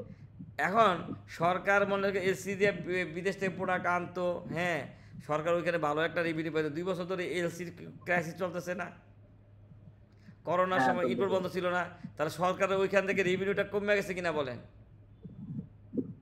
ওখানে একটু কমে গেছে। হ্যাঁ কমে গেছে। এই জন্য সরকার ওই রেভিনিউ এখন এই ব্যাট অফিসের মাধ্যমে যেখানে প্রত্যেক চাপ দিতেছে, এখান থেকে ওই যে ট্রেজারি নিয়ে আপনাদের খাতাপত্র নিয়ে এবার এডিশন কম করছেন, ট্রেজারি কম দিচ্ছেন, এগুলি দিয়ে ওই টাকাটা ওইখান থেকে উদ্ধার করতেছে। এখন আমরা ওই 33-34 করতে যাই, আমার প্রোডাক্টের মূল্য বেড়ে যাচ্ছে, আমরা সেল করতে পারছি না। না এটা এটা কি তো করবো? হ্যাঁ সেল করতে পারতেছে না, কাস্টমার কিনতেছে না, হ্যাঁ তা এখন আপনাদের হ্যাঁ। আবার চাপ দিতেছে বেচেন না কেন? ঠিক আছে? এটাই তো সমস্যা। এগুলা তো ঝামেলা, সবকিছুতে ঝামেলা। এটা তো বাস্তবতা, আর কি করবেন? ঠিক আছে, এটা বাস্তবতা। যেগুলো প্রোডাক্ট আমরা 10% 11% দিছি, সেগুলো এখন বলতেছে 30% উপর না দিতে হবে। আমার এক ক্লায়েন্টে ফোন দিয়ে বলতেছে, কেমন ভাই টাকা? আপনি এখনো বেচেন না কেন? কই আপনি এসে বেচে টাকা লয়ে যান। ঘুমাতে উঠে বলে যে যে এই যে মেশিন দিয়ে গেছে আর কি, যে বেচেন না কেন? কয় ভাই আপনি বেচে লয়ে যান তো। না না, কোনো আইন আছে স্যার যে 33% 34% দিতে হবে? না না, এটা কোনো আইন নাই, এটা হলো লজিক। কারণ এটা হলো ক্যালকুলেশনে যে এই এর নিচে হলে আপনি টাকা দিবেন না সরকারকে। এই বুদ্ধিটা যে খেয়াল করছে, বুঝছেন, সব মুখস্থ হয়ে গেছে, সব আরো সব মুখস্থ করে ফেলাইছে এটা। ভাই এটা ভালো হবে না, কিছু করার না, জগৎ সংসার এইভাবে চলে, বুঝছেন? আচ্ছা গেল এটা, এটা গেল কার জন্য বলেন? এটা আমরা যে এখন ইয়েটা করলাম, এটা কার জন্য? কি রেয়াত নিবে তার জন্য না? জি আচ্ছা, এখন যেই লোক রেয়াত নিবে না, সে তার ক্রয় মূল্য বা শখ কি হবে বলেন? তার ইয়েটা কি হবে?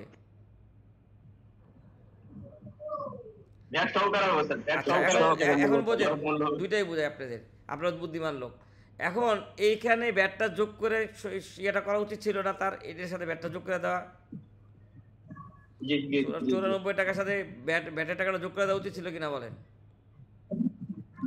আচ্ছা, এখন যদি এরকম এক সহজ কর্মকর্তার কাছে গেলেন, আপনি ব্যাটের টাকা যোগ করলেন, সে বলবে না আপনি 34% থেকে 15% যদি চলে যায় তাহলে এডিশন করবেন কত পার্সেন্ট? 18.33% করবেন না? এখানে কত পার্সেন্ট করবেন বলেন? 33.33 থেকে 15% ব্যাট যোগ চলে গেল, হ্যাঁ দিয়ে দেন, তাহলে কত করবেন? 18.33 করবেন না? হিসাব অনুযায়ী তাই তো হচ্ছে। কি বলেন ভাই? না হলে কি দাম আরো বেড়ে যাবো না? সবাই কি বলেন? আপনি যদি ক্রয় মূল্যের সাথে 15% অ্যাড করে দেন, তাহলে এখানে এই 15% অ্যাড করে দিচ্ছেন, তাহলে কি আর 33% এডিশন করবেন না 18% করবেন? না, কমে আসবে তো স্যার, যেটা 15% বাদ দিয়ে যাবে সেটা। হ্যাঁ, তাহলে এখন যদি এরকম হয়, কর্মকর্তা যদি বুঝে যে হ্যাঁ 15% ব্যাট উনি এখানে অ্যাড করে নিছে আর বাকি 18% করছে, দুইটা মিলে 33, তাহলে আপনি এইভাবে করবেন। আর যদি কর্মকর্তা সহজ সরল হয় তাহলে কি করবেন? এটাই চালাই দিবেন, এটাই চালাই দেবো। আচ্ছা, বুঝতে পারছেন সবাই? সে যদি বলে যে আপনি তো বলে ভালো মানুষ আইন মানতে গেছিলেন, আর সে যদি বলে ভাই 33% এডিশন ছাড়া আমি শখ সাইন করবো না, তাহলে কি করবেন? এইটাই চালাই দিবেন, ব্যাট সহ 33%। বুঝতে পারছেন সবাই? আইন তো এটা যে মানে ব্যাটেবল যোগ করে আমার কাজ করতে হবে। না না, আপনি তো বলছেন যে হ্যাঁ ব্যাট 15% আর এডিশন 18%, মোট 33%। জি জি জি জি, আপনি তো রেয়াত দেন নাই, রেয়াত দিচ্ছেন স্যার এজুজুল করণীয় কি স্যার? সে তো স্যার ধরতে চায় যে না আপনি তো ভ্যাট যোগ করে 15% অ্যাড করতেন রাস্তায়, কিন্তু আপনি তো ভ্যাট ছাড়া আপনি 33% করবেন। আমি একটা কথা কই মিলন ভাই, হ্যাঁ তাহলে তো 45% দাঁড়ান না, আপনি ভালো জায়গায় চাকরি করেন, আপনি ট্রেনিং করছেন, এই জন্য আপনি ধরতে পারছেন যে রেয়াত না নিলে ব্যাটের টাকাটা এখানে যোগ করে নিতে হয়। উনি তো কেমিস্ট্রি থেকে আসে, উনি কি ধরতে পারছেন নাকি এখনো? বুঝতে পেরেছেন? কি বুঝছেন? তাহলে এত চালাক বানান কি কারণে? সে তো জানে যে ভাই কি বলে, সবাই কি বলেন, আপনি বাজার থেকে একটা প্রোডাক্ট কিনছেন, খেয়াল করেন, বাজার থেকে একটা প্রোডাক্ট কিনছেন, ব্যাট চালান পাইছেন 1 লাখ টাকা, 15% ব্যাট। আর আপনি বলবেন না যে এই যে আমি 1 লাখ টাকা ক্রয় মূল্য, জি জি, ঠিক না? এখন যতক্ষণ সেই কর্মকর্তা না, সে যতক্ষণ ওই লেভেলে না, প্রো লেভেলে না যাবে, সে কি 115 ধরে হিসাব করবে? সে তো 100 ধরে হিসাব করবে। তাহলে আপনি ওই আপনাদের রেয়াত পান ওই ব্যাটটাকে এডিশনের ভিতরে ঢুকাই দেন, অসুবিধা কি? এই জায়গাটা বোঝেন না কে আছেন? আচ্ছা, এখন আপনি এই শখ দিলেন, এখন বলেন এই বদল যোগানদার হিসেবে সাপ্লাই দিতে পারেন না? মনে করেন এই যে শখটা দিলেন, উপকরণের দাম কত বলেন? 94 টাকা না? জি, সংযোজন কত? 33%। 32। না, সংযোজন 32। তাহলে আমাদের পণ্যের দাম কত? 126 টাকা না? জি। আচ্ছা, তাহলে আমরা কি বললাম যে 15% করেন আর 5% ইয়া করেন, তাহলে এই 33-এর মধ্যে আপনি ব্যাটের টাকাটা যোগ করে, এটা আমি একটা গোদামে শিখাইতেছি, আপনি করতে পারেন। আবার যদি চালাক হয় তাহলে এখানে ব্যাট যোগ করে দেবেন, এখানে 18%, এই দুটো তো হবে, বুঝছেন? আচ্ছা, এখন এটা হলো উপকরণ, এটা হলো কি সংযোজন। এখন আপনি যদি এরকম হয় যে অব্যাহতি পণ্যের ব্যবসা করেন, তাহলে আপনি দেখেন এই উপকরণ সংযোজন ঠিকই দিলেন, কিন্তু এই ব্যাটের কটটা 0 হয়ে যাবে, তাহলে এই শখ দিয়ে কাজ চলে যাবে না? স্যার সংযোজন যে 33.33, এটা কোনো ক্রাইটেরিয়া আছে কোন খাতে কত পার্সেন্ট দিতে হবে? না, আমি বলি শুনে, 33.33% তো উনি জোর করে আপনাদের বাধ্য করাইছে, ঠিক আছে? এখন আপনি বলেন যে আপনার এই যে বেতন টেতন এগুলি ইচ্ছা মতো কি আপনি ইয়া করতে পারবেন? এটা আমার ফোনটা ভেঙে গেছে একটু ইয়ার জন্য, দাঁড়ান।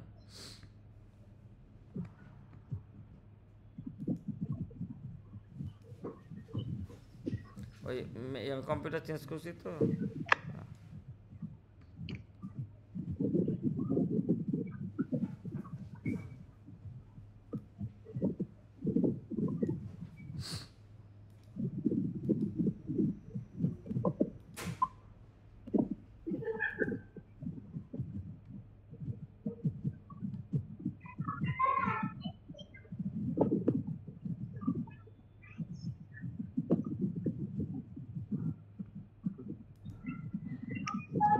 কতক্ষণ দিয়ে রাখবে মোবাইলটা? ভাই যার ওখানে শব্দ একটু মিউট করেন না, যার ওখানে শব্দ একটু মিউট হয়ে থাকে। কিসের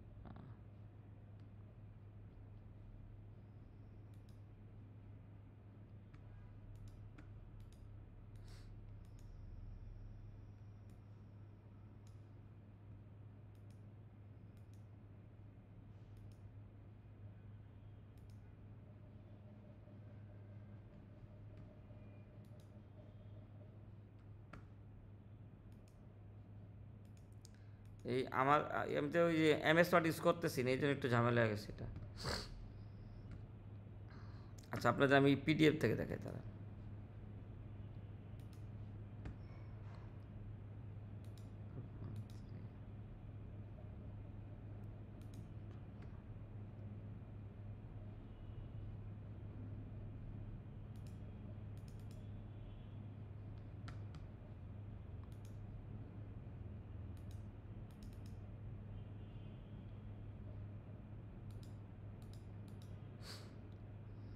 এখন দেখা যাচ্ছে ভাই, দেখেন এই যে উনি তো বললো 34% আপনি ইয়া করে নিয়ে আসেন, খেয়াল করেন এত টাকা। তাহলে এই যে বেতন, খালাস খরচ, সেলস প্রমোশন, রিপেয়ার মেনটেন্স, এগুলি কি একটা নির্দিষ্ট অনুপাত আছে না? এর বাইরে কি আপনি যেতে পারবেন?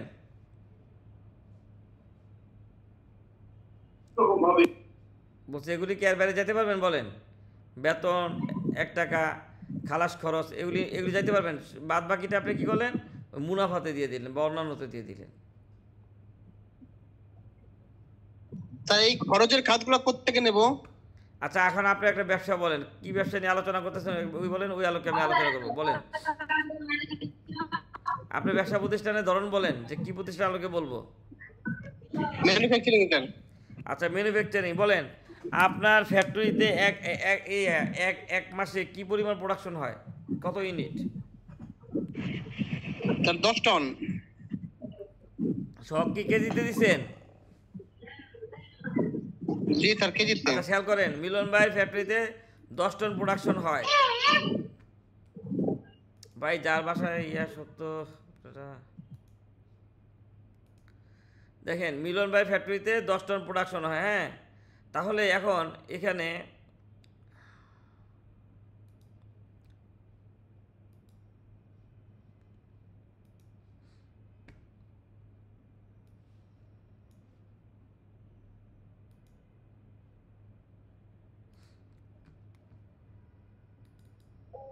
দেখেন, আচ্ছা এখন বলেন এই 10 টন যে প্রোডাকশন হয়, আপনার কোম্পানির বেতন আসে কত?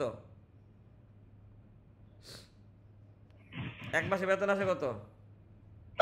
Sir 46 lakh sir. আচ্ছা সবাই এক কাজ করে, 46 লাখকে 10 টন দিয়ে ভাগ দিলে ভাই প্রতি কেজির জন্য বেতন আসা পারবো না? মনে করেন 46 লাখ লাগতে, দেখেন ইয়া 46 লাখ ভাগ 10 টন, 10 মানে 10,000 কেজি না, ভাগ 10,000 কেজি। তাহলে দেখেন প্রতি কেজির জন্য 460 টাকা বেতন আসে না? দেখেন তো আসে কিনা বলেন। 4 টাকা 60 পয়সা। না না, আপনি 10 টন, আপনার সংখ্যা অনুযায়ী অনুপাত ঠিক নাই। 460 টাকা বেতন আসে না প্রতি কেজির জন্য? জি স্যার। আপনি তাহলে বলেন 100 টন, তাহলে আবার টাকাটা কি কমে আসবে, ঠিক না? 1000 টন এইভাবে, এইভাবে চিন্তা করেন। তাহলে এইভাবে আপনার কোম্পানি ওই যে বেতনকে আপনি প্রোডাকশন ক্যাপাসিটিতে ভাগ দিয়ে কি প্রতি ইউনিটের বেতনটা ব্যয় করতে পারবেন না? জি স্যার। আচ্ছা তারপরে আপনি যদি এরকম খালাস খরচ, বিদেশ থেকে একটা প্রোডাক্ট আনছেন, কন্টেনারটা নামাইতে অথবা ওই প্রোডাক্টটা কি জাহাজ থেকে ট্রাকে উঠাইতে, ট্রাক থেকে আপনার গোডাউনে ঢুকাইতে, আপনার গোডাউন থেকে আবার কাস্টমারের ওয়্যার হাউসে পৌঁছায় দিতে একটা লোড আনলোড খরচ হয় না? আমরা যদি ধরি যে 25 কেজির একটা বস্তা, হ্যাঁ, নামাইতে 10 টাকা, উঠাইতে 10 টাকা, মানে ওই চট্টগ্রাম পোর্টে নামাইতে 10 টাকা ট্রাকে, ওই ইয়ার থেকে, আবার ওই ট্রাক থেকে আমাদের গোডাউনে ঢুকাইতে 10 টাকা, কত হলো 20, আবার আপনি যখন কাস্টমারকে ডেলিভারি দেবেন ট্রাকে উঠাইতে 10 টাকা 30, তাহলে আপনি 30কে যদি ইয়াদে ভাগ দেন 25 কেজির বস্তা, দেখেন তো এরকম একটা সংখ্যা আসবে না? আসবে কিনা বলেন? জি স্যার। ধরতে পারছেন আমার কথা? বাকিটা তো কথা বলে না। এগুলো তো অ্যাকাউন্টসে সব হিসাব থাকে স্যার, অ্যাকাউন্টস থেকে না অ্যাকাউন্টস থেকে যাদের মনে করেন ওই নতুন আসছি ছোটখাটো কোম্পানি, ওর ভালো অ্যাকাউন্টস নাই, তারা এইভাবে আনুপাতিক বের করতে পারবে না? পারবে কিনা বলেন?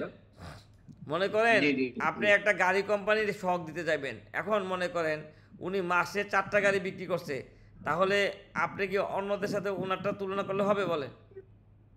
আপনি ওনাকে বলবেন না যে ভাই আপনার দোকান ভাড়া কত, বললো যে 50,000 টাকা, তাহলে এখন বলেন আপনি কি 4 দিয়ে ভাগ দিয়ে দিবেন না গাড়ির দাম যদি সেম হয়?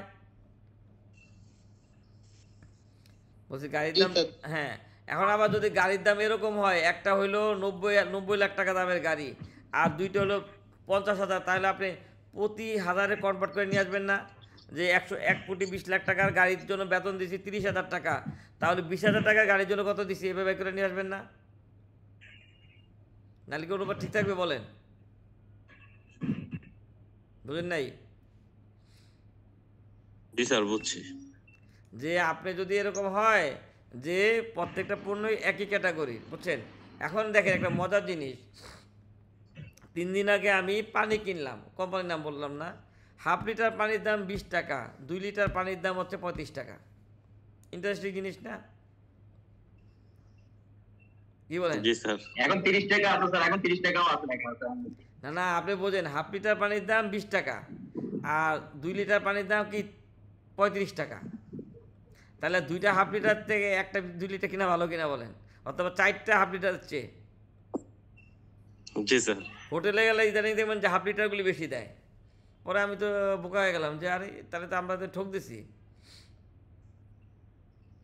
বুঝছেন? এবার কারণ কি দেখেন, এই যে হাফ লিটারের যে বোতলের একটা কস্টিক আছে না, যে বোতলের তো একটা মুখ আছে, আছে, কিন্তু 2 লিটার যখন হয়েছে তখন জাস্ট ওই কিছু অংশের কস্ট ফিক্সড কস্ট ছিল, বাকিটা মানে বৃদ্ধি পাইছে না, মানে বোতলটা একটু বড় করে দিলে তো পানি বেশি দেওয়া লাগছে, কি বলেন? এই যে এই পানিটা আপনার হাতে পৌঁছাইতে বিজ্ঞাপন খরচ ছিল না, অ্যাডমিনিস্ট্রেটিভ ওভারহেড ছিল না, কি বলেন?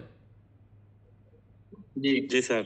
এই জন্য মনে করেন কস্টিংটা কি, আপনি দেখবেন 2 টাকার মিনি প্যাক শ্যাম্পু আর 1 বোতল শ্যাম্পু কস্টিং কি এক হবে?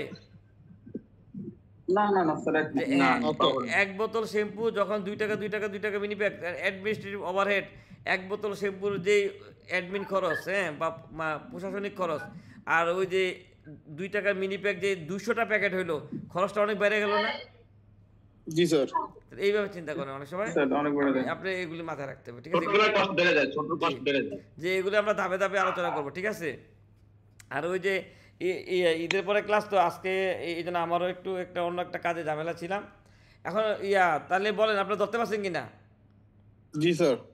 আচ্ছা, তাহলে কালকে আমি আপনাদের গ্রুপে, হ্যাঁ, গ্রুপে আপনাদের তো একটা গ্রুপ আছে, গ্রুপে আমি একটা সহগের হোমওয়ার্ক দিব, অঙ্ক দিব, আপনি এটা করবেন সবাই। জি স্যার, ঠিক আছে, দিব, ক্লাস আলোচনা করলাম। এখন আপনাদের আলোচ্য থাকলে, প্রশ্ন থাকলে বলেন। আচ্ছা আচ্ছা, নেক্সট ক্লাস থেকে কি কি কি আলোচনা করবো বলেন? আমরা তো রিয়াত নিয়ে আলোচনা করছি না, কোনো কন্টেন্ট উদাহরণ নিয়ে আলোচনা শুরু করব। একটা উদাহরণ, আরেকটা ক্লাস নিন স্যার, সহগ।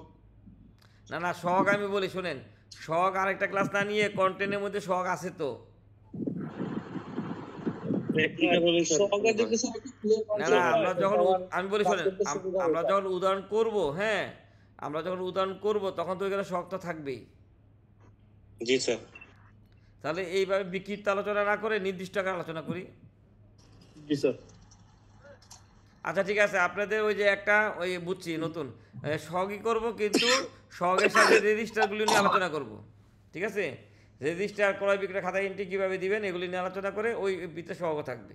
নেক্সট ক্লাসে ওইটা নিয়ে আলোচনা করব। এখন আপনাদের কোনো কোশ্চেন থাকলে বলেন, আজকে তাহলে আরও ওই আলোচনা ইয়ের দিকে না যাই। স্যার আমার একটা স্যার একটা প্রশ্ন ছিল। বলেন স্যার একটা কোশ্চেন হচ্ছে স্যার, যে আমরা হচ্ছে স্যার যখন একটা পণ্য কিনি হুম যে কোনো দোকান থেকে, কেনার সময় স্যার প্রথমে স্যার আমরা ট্যাক্স চার্জে ধরেন স্যার একটা পণ্যের দাম 100 টাকা, হুম এখন আমি 4.5% ট্যাক্স দিলাম স্যার, হুম তাহলে ধরেন 104 টাকা 50 পয়সা হলো। হুম আচ্ছা, এখন আমি যখন ভ্যাটটা যখন আবার রাখতেছি স্যার, ক্যালকুলেশন করতেছি স্যার, তখন কি আমি ওই 100 টাকার উপরে ভ্যাটটা ধরবো না স্যার? আচ্ছা আমি বলি আগে, আপনি বলেন যখন পণ্য কিনছেন আপনি 6.3 পাইছেন কিনা,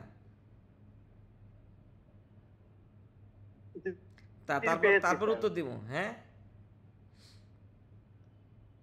আপনি 6.3 পাইছেন? স্যার পাইছি স্যার। এই দাঁড়ান, এই ভাই খেয়াল করে, সবাই খেয়াল করেন, বাইরে এবার আটকাই, মাইন্ড করেন না।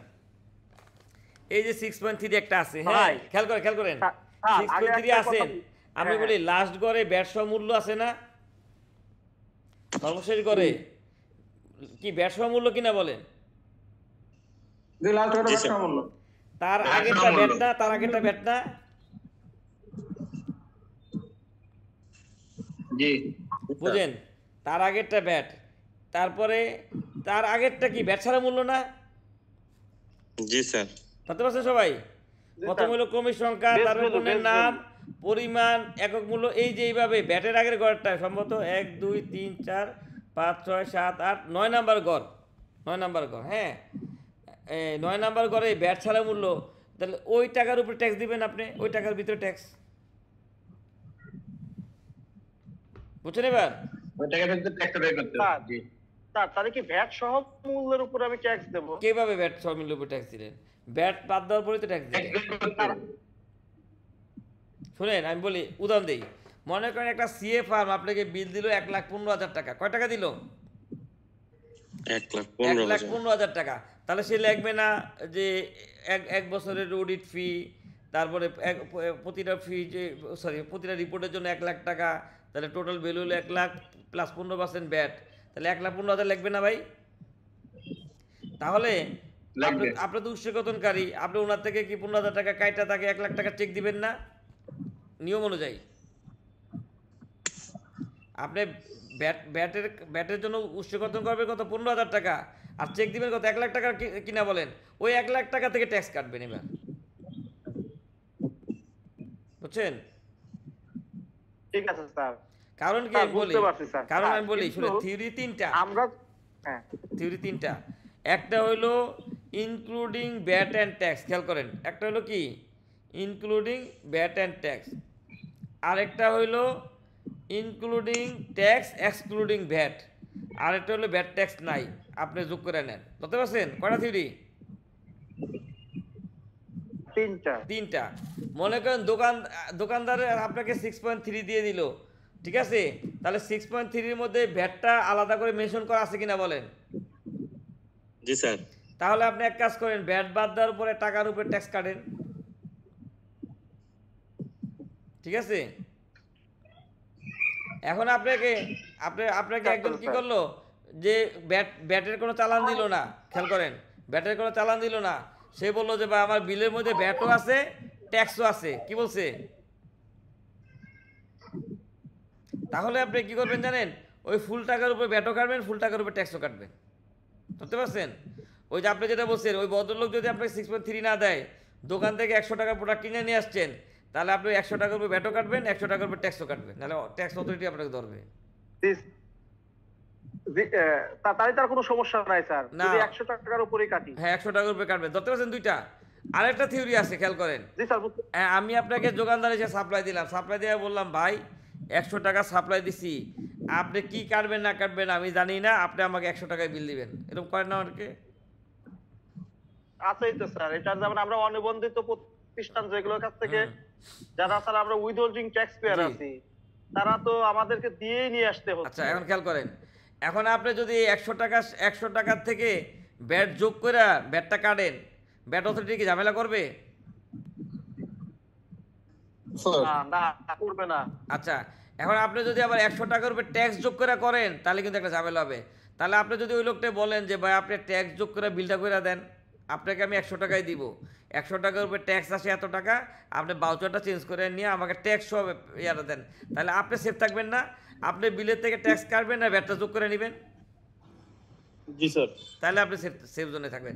কারণ কি দেখেন, হ্যাঁ। যখন ইনক্লুডিং ব্যাট অ্যান্ড ট্যাক্স হবে না, তখন ট্যাক্স আপনি ব্যাট কাটার পরে ট্যাক্স কাটলে ট্যাক্স অথরিটি বলবে যে ব্যাটের অ্যামাউন্টের উপরে আপনি ট্যাক্সটা দেন নাই। হ্যাঁ স্যার, এরকম ঝামেলা আমি পড়ছিলাম স্যার। হ্যাঁ, তাহলে তখন এই জন্য সেফ জোন হলো কি জানেন, ওনাকে বলবেন যে আপনি ব্যাট যোগ করবেন না, ট্যাক্স সহ বিলটা দিবেন, আমি ব্যাট যোগ করে নিব, তাহলে ঝামেলা করবে না। তাহলে excluding bat including tax. Sir কারণ আমরা এরকমই করছি স্যার। কারণ কি আমি বলি, ব্যাট হচ্ছে আপনার ব্যয়, খেয়াল করেন, ব্যাট হচ্ছে আপনার ব্যয়, আপনি পণ্য কিনবেন ব্যাট দিবেন, আর ট্যাক্স হচ্ছে ওনার ইনকাম, ঠিক আছে? ওনার এই যে ওই ব্যাট বাদ দেওয়ার পরে টাকাটা হচ্ছে ওনার ইনকাম, ওনার ইনকাম থেকে ট্যাক্স কাটবেন, এবার চিন্তা করেন। হ্যাঁ বলেন, কি বলতে নিছিলেন? স্যার জি আমি স্যার ধরেন স্যার একটা পণ্য 100 টাকা আমি কিনলাম, জি। 100 টাকা হচ্ছে আমার বেস ভ্যালু। জি। আমি স্যার করি কি, বাজার থেকে আমি যেহেতু sir withholding tax payer, উনিরা জি। তো আমাকে ওই একটা ভাউচার দেয়, জি জাস্ট ওই মেমোটা দেয়, আমি ওর মধ্যে আমার মতে আমি 4.5% তার ওই যে 50% অ্যাড করে, হুম যেহেতু ওদের কোনো ট্যাক্স জমা দেয় না, ওর নাই, আমি ওই 4.5% করে নেই, করে ওই ট্যাক্স নিয়ে আসি, নিয়ে আসার পর আমি এখানে নিয়ে আসে আমার অ্যাকাউন্টস টেবিলে বসে আমি ওই পরীক্ষা আবার ওই যেটার উপরে যে পার্সেন্ট ভ্যাট হয় সেইটা আমি আমার মতো করে অ্যাকাউন্টসে ট্রিটমেন্ট দিয়ে দেই স্যার। না, এখন কথা এইভাবে বিলের সিস্টেমে মধ্যে করি কি আমি। ওই লোক কি ট্যাক্স সহ বিল করছে না ট্যাক্স ছাড়া বিল করছে? স্যার উনিকে আমি স্যার আমি আমার মতো ট্যাক্স সহকারে আমি করে নিয়ে আসি, কিন্তু উনির যে টাকা উনিকে আমি দিয়ে দিই। না না, আমি তো ওইটাই বলছি, মনে করেন আপনি ধরেন ট্যাক্স হয়েছে ধরেন 5 টাকা, হ্যাঁ একটা প্রোডাক্টের দাম, আর পণ্যের দাম হয়েছে 100 টাকা, তাহলে কত হলো? 105 টাকা না?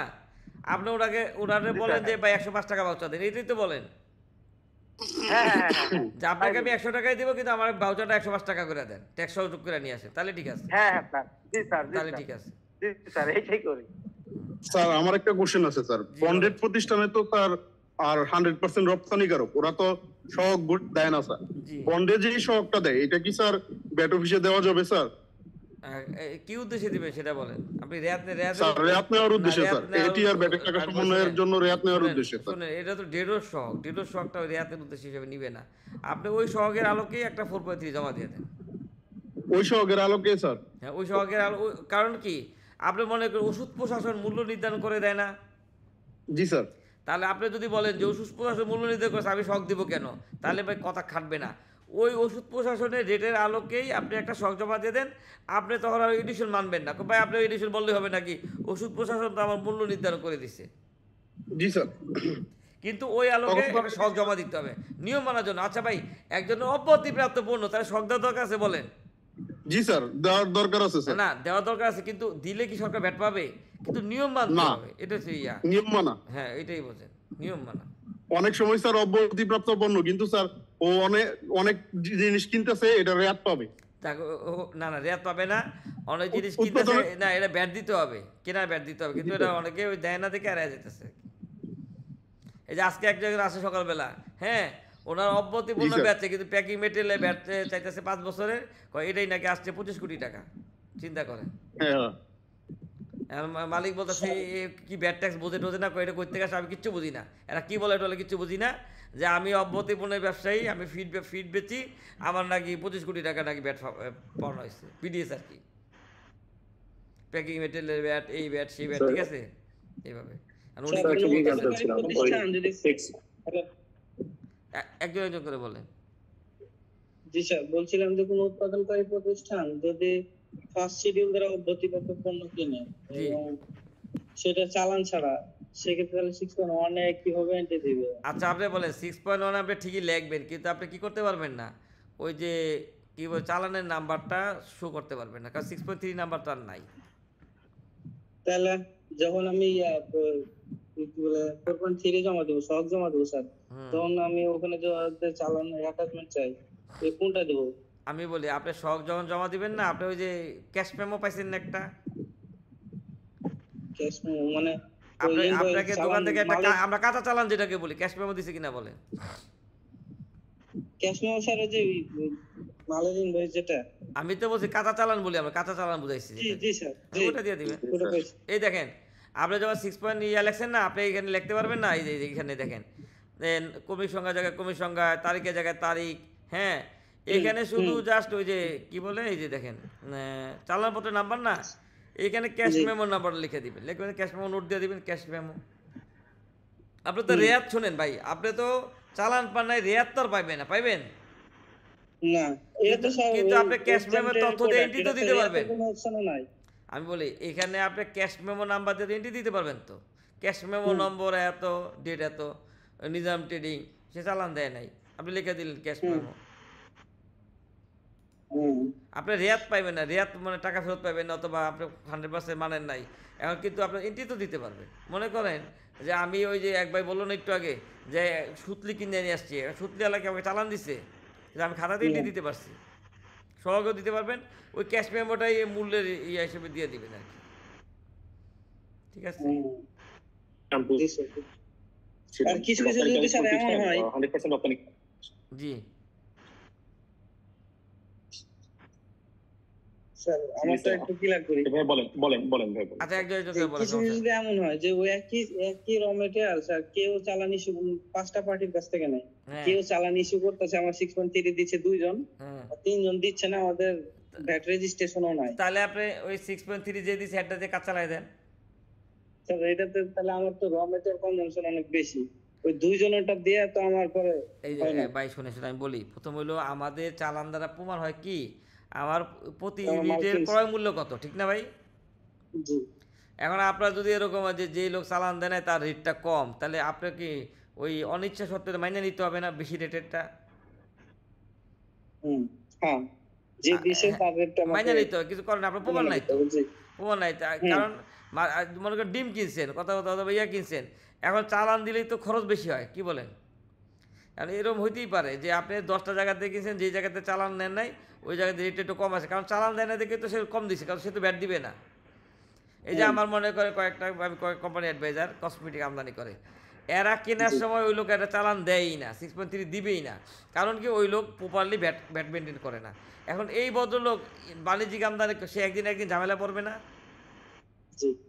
এখন আমার ক্লায়েন্ট চালান না পাওয়ার কারণে সেও ঝামেলা পড়ছে না, সে তো 6.3 দিয়ে ঠিকই বেচে, কিন্তু সে তো কেনা চালান পাইতেছে না। এই লোক বাণিজ্যিক আমদানিকারক হলে ব্যাট মেইনটেইন করে না কিভাবে? আরে শোনেন আমি একটা কথা, পৃথিবীর সবাই কি একসাথে লাইনে আসবে বলেন? আপনি বলেন সবাই কি একসাথে লাইনে আসবে? এখন যারা যারা সচেতন, ইম্পোর্ট করতে গেলে তার কি স্যার রিটার্ন দিতে হয় না ব্যাট অফিসে? ম্যানেজ করে চলতেছে। ও ম্যানেজ করে চললো ম্যানেজ তো স্যার বাংলাদেশ। না শুনে আমি বলি ম্যানেজ করে না বস, আমি বলি ম্যানেজ করে চলতেছে। যেমন হ্যাঁ এই যে ভাই অধ্যক্ষটা বলছে, হ্যাঁ আমি বলি শোনেন, এক ভদ্রলোক 2 বছর আগে আসছিল, 2 বছর আগে আসছিল, আমি বলছি যে 1 বছর কনসালটেন্সি করবো, 2 লাখ টাকা ফি দিবেন, বুঝছেন? উনি চলে গেছে। এই যে কয়দিন আগে আসছে 2 লাখ টাকা সাথে করে নিয়ে আসছে, কি বুঝছেন? বলছে যে ভাই এখন কাজ করবেন, যতদিন আছে আপনি করবেন, ফি কত লাগবে বলেন। আমি বলছি যে দাঁড়ান না, আপনার পকেটে 2 লাখ টাকা আছে, কত টাকা এটা বলে নাই, দাঁড়ান না বলতেছি, আপনার পকেটে 2 লাখ টাকা আছে তো ওটা দিয়ে দেন। উনি ওই 2 পকেটে 2টা বানিল ব্যাগ, এই নেন 2 লাখ টাকা। হ্যাঁ, তারপর আমি কই এটা 1 বছর পর ফি দেওয়া লাগবে না, 1 বছর পরে দিবেন। পরে কয়দিন পরে শুনি কি জানেন, স্যার জরিমানার টাকাটা কোন জায়গায় দেখামু, কি বলছেন? ম্যানেজার কাজ চলতেছে না আমার তো 2 বছর আগে ফি দেয় নাই, জরিমানা 39 লাখ টাকা ফাইন করছে, প্রতি মাসে 2 লাখ করে জমা দেয়। 40 টাকা 26 লাখ টাকা আর কি প্রথমবার 15 লাখ দিয়ে দিছে, আর প্রতি মাসে 2 লাখ করে জমা দেয়, ওটা কিস্তি করে নিছে আর কি, 40 লাখ টাকা ফাইন করছে। এরপরে দেখে এখন আমার উপরে কোনো কথা কয় না, বুঝছেন? এই অবস্থা। এখন উনি একটা কথা, উনি সুন্দর করে এডিশন 37% এডিশন ট্রেজারি দিয়ে দেয় প্রতি মাসে, বুঝছেন? এবার তাহলে এই ভদ্রলোক একদিন তো আসবে, বুঝলেন নাই? হ্যাঁ জি স্যার। হ্যাঁ, আরেক ভাই জানি কি কোশ্চেন করতে নিয়েছিলেন, বলেন। স্যার একটা যদি টেক্সটাইল ইন্ডাস্ট্রি ওরা যদি 100% এক্সপোর্ট যদি করে থাকে, হ্যাঁ ওদের তো ইম্পোর্ট থাকতে তো স্যার 80 থাকে, হ্যাঁ সেই 80টা কি আপনার রিফান্ডে কি থেকে যাবে নাকি এটা কোনোভাবে আমি বলি, প্রথম হইলো আপনি এবার চিন্তা করেন, আপনি যখন রিটার্ন 9.1 এ পারচেজ দেখাবেন তখন এটিটা আপনি এটি করে চলে আসে না? জি। আচ্ছা, এটি করে চলে আসলে ব্যালেন্সে টাকাটা চলে আসে। এখন আপনার তো এরকম হইতে পারে যে হ্যাঁ সেলস ব্যাট 0 কিন্তু বিডিএস থাকতে পারে না উৎস কর্তন, তাহলে আপনি এইটি টাকাটা দেখেন তো বিডিএসটা অ্যাডজাস্ট করতে পারেন কিনা। এইভাবে আপনি যেই মাসে এটিটা মনে করে রিটার্নে দেখাইলেন 6 মাস পর্যন্ত অ্যাডজাস্ট করার ট্রাই করবেন। 6 মাসের মধ্যে যদি এটির টাকা আপনার অ্যাডজাস্ট না হয় 6 মাস পরে ড্রব্যাকের জন্য অ্যাপ্লাই করতে পারবেন। এটা হচ্ছে নিয়ম। আর এটা রেফারেন্স হচ্ছে, এটি নেওয়ার রেফারেন্স হচ্ছে ধারা 31 বিধি 19 লেখা রাখেন। ধারা 31 বিধি 19 হচ্ছে এটি সমন্বয় রেফারেন্স, আর এটি ড্রব্যাকের রেফারেন্স হচ্ছে ওই যে 80 ধারা 80 আর বিধি 52। স্যার আরেকটা জিনিস স্যার, ওই আমাদের হোয়াটসঅ্যাপ গ্রুপে স্যার আমার একটা মনে হয় না, একটু অ্যাড করে নিলে ভালো হয় আমার নাম্বারটা। আচ্ছা, আপনি আমার ওই যে 4টা 09 একটু পরে মেসেজ দিয়েন, তাহলে আমি ওই ওখান থেকে অ্যাড করে নিব, ঠিক আছে? স্যার এটির টাকাটা রিটার্নে কিভাবে সমন্বয় করে বিডিএস হিসাবে? আচ্ছা, এটির টাকাটা বিডিএস এ কিভাবে সমন্বয় করবেন? মনে করেন 9.1 রেডি করছেন নাকি কখনো, বলেন? জি স্যার। আচ্ছা দাঁড়ান, একটা বাই করে নিই। মনে করেন এই যে 9.1, হ্যাঁ এই যে 9.1, তখন আপনার 80 টাকাটা এই যে এখানে চলে আসে না, এই যে 30 নম্বর নোটে চলে আসে না? জি স্যার, 30 নম্বর নোটে এখানে আপনি মনে করেন সেলস ব্যাট দিলেন, বাই তো সেল রপ্তানি কারো সেলস ব্যাট নাই, আমারও স্যার সেলস ব্যাট নাই, তাহলে এই যে 80 টাকাটা এখানে চলে আসবে। তখন আপনি আবার বিডিএস এর এন্ট্রিটা দিবেন না এই যে ইয়াতে নোট 24 না, হ্যাঁ 24-এ, তাহলে আপনার 80 টাকা পেলে 30-এ, এটা আর এটা 24-এ, তাহলে এই দুইটা যোগ বিয়োগ করে এখানে ব্যালেন্স চলে আসবে না? জি স্যার। তাহলে টাকা এক্সট্রা হয়ে যাবে না? জি স্যার। তাহলে এবার চিন্তা করেন, এই যোগ বিয়োগ করার পরে দরকার হলে না ট্রেজারি দিবেন, ঠিক না? জি স্যার। এইভাবে চিন্তা করেন। আচ্ছা স্যার, আরেকটা কোশ্চেন হচ্ছে স্যার, এটির টাকা আমি কি স্যার ওই রপ্তানি আছে স্যার মূল্য ঘোষণা স্যার, এটির টাকা কি সমন্বয় করতে পারবো স্যার সব ঘোষণা ছাড়া? বলি শোনেন, এটির টাকা ফেরত নেওয়ার শর্ত হলো কি, প্রথম হলো আপনার 9.1 এ এটি দেখাবেন, বুঝেন? জি স্যার। পরবর্তী 6 কর মেয়াদ এটা সমন্বয় করার চেষ্টা করবেন। এখন আপনি কি করলেন, পণ্যই বেচলেন না, এটির টাকা পাবেন বলেন? জি না স্যার। তাহলে আপনি চিন্তা করেন যে 6 মাস না 8 মাস পরে আপনি পণ্য বেচেন, প্রথম হলে সব পণ্য বিক্রি করবেন, তারপরে আপনি এটি হয়তো অব্যাহতি ফল আনছেন, এটি থেকে গেছে, তো এটি টাকা থাকলো। তারপরে যে এরকম কমিশনার মহোদয় কী করবে, দ্বারা 80 বিধি 52 অনুযায়ী বলবে যে আপনি সবগুলো রিটার্ন নিয়ে আসেন, আপনি যখন অ্যাপ্লাই করবেন, বুঝছেন, সবগুলো রিটার্ন নিয়ে আসেন, উনি দেখবে আপনি এডিশনটা ঠিকমতো করছেন কিনা, আপনার বিডিএস এর কোনো বকে আছে কিনা, পূর্ববর্তী কোনো জরিমানা আছে কিনা, এগুলো সব সমন্বয় করার পরে আপনার টাকা ব্যাক দেওয়ার ব্যবস্থা করে 120 দিনের মধ্যে। এটা হলো নিয়ম। যদি আমার একটা কোশ্চেন ছিল, শেষ করি, এটা শেষ করি, বুঝছেন তো? এবার এখন যদি এরকম হয় যে আপনার একটা ব্যাটের মামলা আছে 1 কোটি টাকার, আপনার এটি জমা আছে 5 কোটি টাকা, তাহলে আগে ব্যাটের মামলাটা ডিসমিস করবে, তারপরে বিডিএস এর পাওনা ডিসমিস করবে, মানে সরকারের সকল পাওনা সরকার ক্লিয়ার করার পরে আপনার টাকা দিবে, এর আগে দিবে না। জি স্যার। আচ্ছা, রাব্বি খান ভাই বলেন। জি, আমার একটা প্রশ্ন ছিল, সেটা হলো আমরা তো ব্যাটের ডকুমেন্ট সব জমা দিয়ে সার্কেল অফিসে, তো এবার আমরা মূল্য সহ ঘোষণা দিতে চাইলাম তাদের কাছে, তখন তারা বললো এটা আমাদের এইখানে না, এটা ডিভিশন অফিসে জমা দেবেন, তো সেখানে শুনানি হবে, তারপর আপনারা সেখানে যাবেন, তো এইটা বলার কারণটা কি?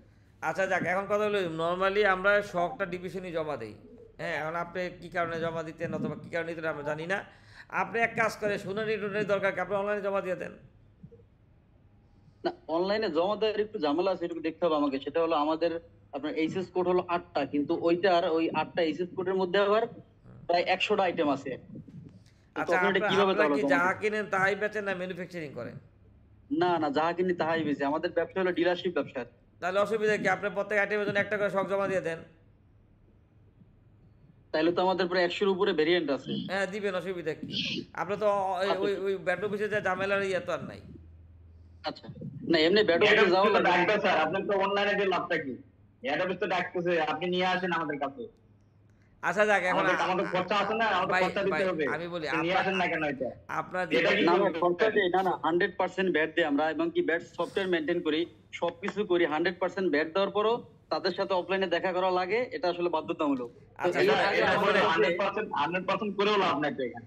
আচ্ছা, তারা ডাকবে, শোনেন, ডাকলে শোনেন, আপনার খরচা চাইবে, শোনেন। খরচা দিতেই হবে। এইগুলি না, না, আপনি সবকিছু করে দেয়, রেকর্ডিং দিব তো খরচা ভাই, দেয়। খেয়াল করেন, এগুলি রেকর্ডিং দিব তো, এসব আমরা পেপার কথা নাই কই, হ্যাঁ আচ্ছা, যাই হোক, রেকর্ডিং মোট কথা হলো হবে আমরা- না, এগুলি না না বলি। না, মোট কথা হলো ব্যাট দিয়ে আমরা অনলাইনে কিন্তু অফলাইনে দেখা করি, কিন্তু এর আগে আমাদের কাছে তারা প্রাইস ডিক্লারেশন চাইতো, তখন দেই না, কিন্তু এখন দিতে চাইতেছি, এখন না তারা নিতে চাইতেছে না। না না, এখন আমি বলি শোনেন, ব্যাপার হলো কি, তখন ওই যে কর্মকর্তা ছিল, শোনেন, সব কর্মকর্তা সাহস কি একরকম থাকে বলেন? আগের কর্মকর্তা তো নিজে নিজে, এখন নর্মালি এগুলি ডিভিশনে জমা দেওয়ার এই নিয়ম, বুঝছেন? ডিভিশনে জমা দিলে ওই কর্মকর্তা যদি মনে করে ঠিক আছে তাহলে রেখা দিবে, আর না হলে আপনাকে ডাকবে। এখন আগে যে ছিল সে হয়তো নিচ্ছে, বর্তমানে যে সে হয়তো আইন কানুন মানে, সেই জন্য বলছে যে আমাকে দেওয়া দরকার না, আপনি ডিভিশন। কারণ আমরা এমন লক্ষ্য পাইছি যে ভাই আমাকে রিটার্ন দিয়ে, আপনি তো অনলাইনে রিটার্ন জমা দেন, অনলাইন দিলে সাইন করতে আসা লাগবে না, আপনি ওই করেন, ওই থাকেন, ওই আমি থাকা অবস্থা আসতে হবে, অনলাইন হলে আসা দরকার নাই, রিটার্ন নেয় নাই, এরকম অনেক অনেক পাইছি। যে বুঝতে পারছি। আরেকটা ব্যাপার, সেটা হলো এটার কি দুইটা করে মানে কপি করা লাগে মূল্য সহ ঘোষণা? না, আপনি যদি ম্যানুয়ালি নেন তাহলে দুইটা না, অনেক সময় তিনটাও করা লাগে, যে একটা যে আপনি রিসিভ করে নিয়ে আসবেন, একটা ওদের দিয়ে আসবেন, অনেক সময় চারটাও লাগে, সর্বনিম্ন দুইটা করবেন আর কি। আমরা অনেক সময় এরকম অভিজ্ঞতা হচ্ছে যে এক সেট দিয়ে আসবেন, এক সেট পরে আপনাকে দিবে, এক সেট আবার নিয়ে আসবেন, 4 সেটও করা লাগে, একটা ডিভিশনের জন্য, একটা সার্কেলের জন্য, এরকম হয়। তো ফাইল থাকে তো দুইটা, ডিভিশনের ফাইল থাকে একটা, সার্কেলের ফাইল থাকে একটা। আচ্ছা, আরেকটা প্রশ্ন হলো, এটা যে তারিখ যে দেয়, যে প্রথম সরবরাহের তারিখ, আমরা তো ব্যবসা করে অনেক আগেতে আসতেছি, তাইলে এখন ওইটা না, এটা কিভাবে দেখেন, মনে করেন আমি আজকে একটা পণ্য উৎপাদন করলাম, খেয়াল করেন, এটা বিস্কুট। আচ্ছা, উৎপাদনকারী কি করে, যে আমি বিস্কুটটা বিএসটি লাইসেন্সের জন্য অ্যাপ্লাই করি না, তাহলে আমি একটা করতে পারি না যে আমি 1 তারিখ থেকে সাপ্লাই দিব? জি, তাহলে ওই ক্ষেত্রে উনি ওই ডেট দিবে। এখন আমরা কি করি, বাণিজ্যিক আমদানিকারক অনেকে কি প্রোডাক্ট ফ্যাক্টরি পর্যন্ত কিন্তু আনে না, গোডার মধ্যে আনে না, সে পোড়েতে বেচা দেয় না। জি জি, তখন আমরা অন্তত কি করি, যে আজকে শখ দিলে কালকে ডেটে দিয়ে দিই। আচ্ছা, ঠিক আছে, বুঝতে পারছি। কারণ এটা তো আমি 100% আইন মানতে পারছি, কারণ আমি কালকে বেচা কাটবই, কারণ এটা হলো আইনের একটা ছোট্টখাটো গ্যাপ আর কি, যে উৎপাদনকারীর জন্য সুযোগ আছে পণ্য দিয়ে। কারণ আমি তাহলে পণ্য দিয়ে বসে থাকবো যে ভাই আমার সহগের ডেট আসে না, আমি বেচতে পারবো না, বলেন? এটা তো আসলে হ্যাঁ, এটা আমরা কি করি, শখ জমা দিয়ে পণ্য বেচি, বলছি ভাই আমি বেচার আগে শখ দিছি, রুলস তো মানছি, আমি আর পণ্য দিয়ে বসে থাকবো নাকি না বেচে, আমি ওইভাবে ইয়ে করি আর কি, স্যাররাও জানে। ঠিক আছে, আর কারো কোশ্চেন আছে? স্যার, আমি একটা কোশ্চেন করতে চাচ্ছিলাম। জি বলেন।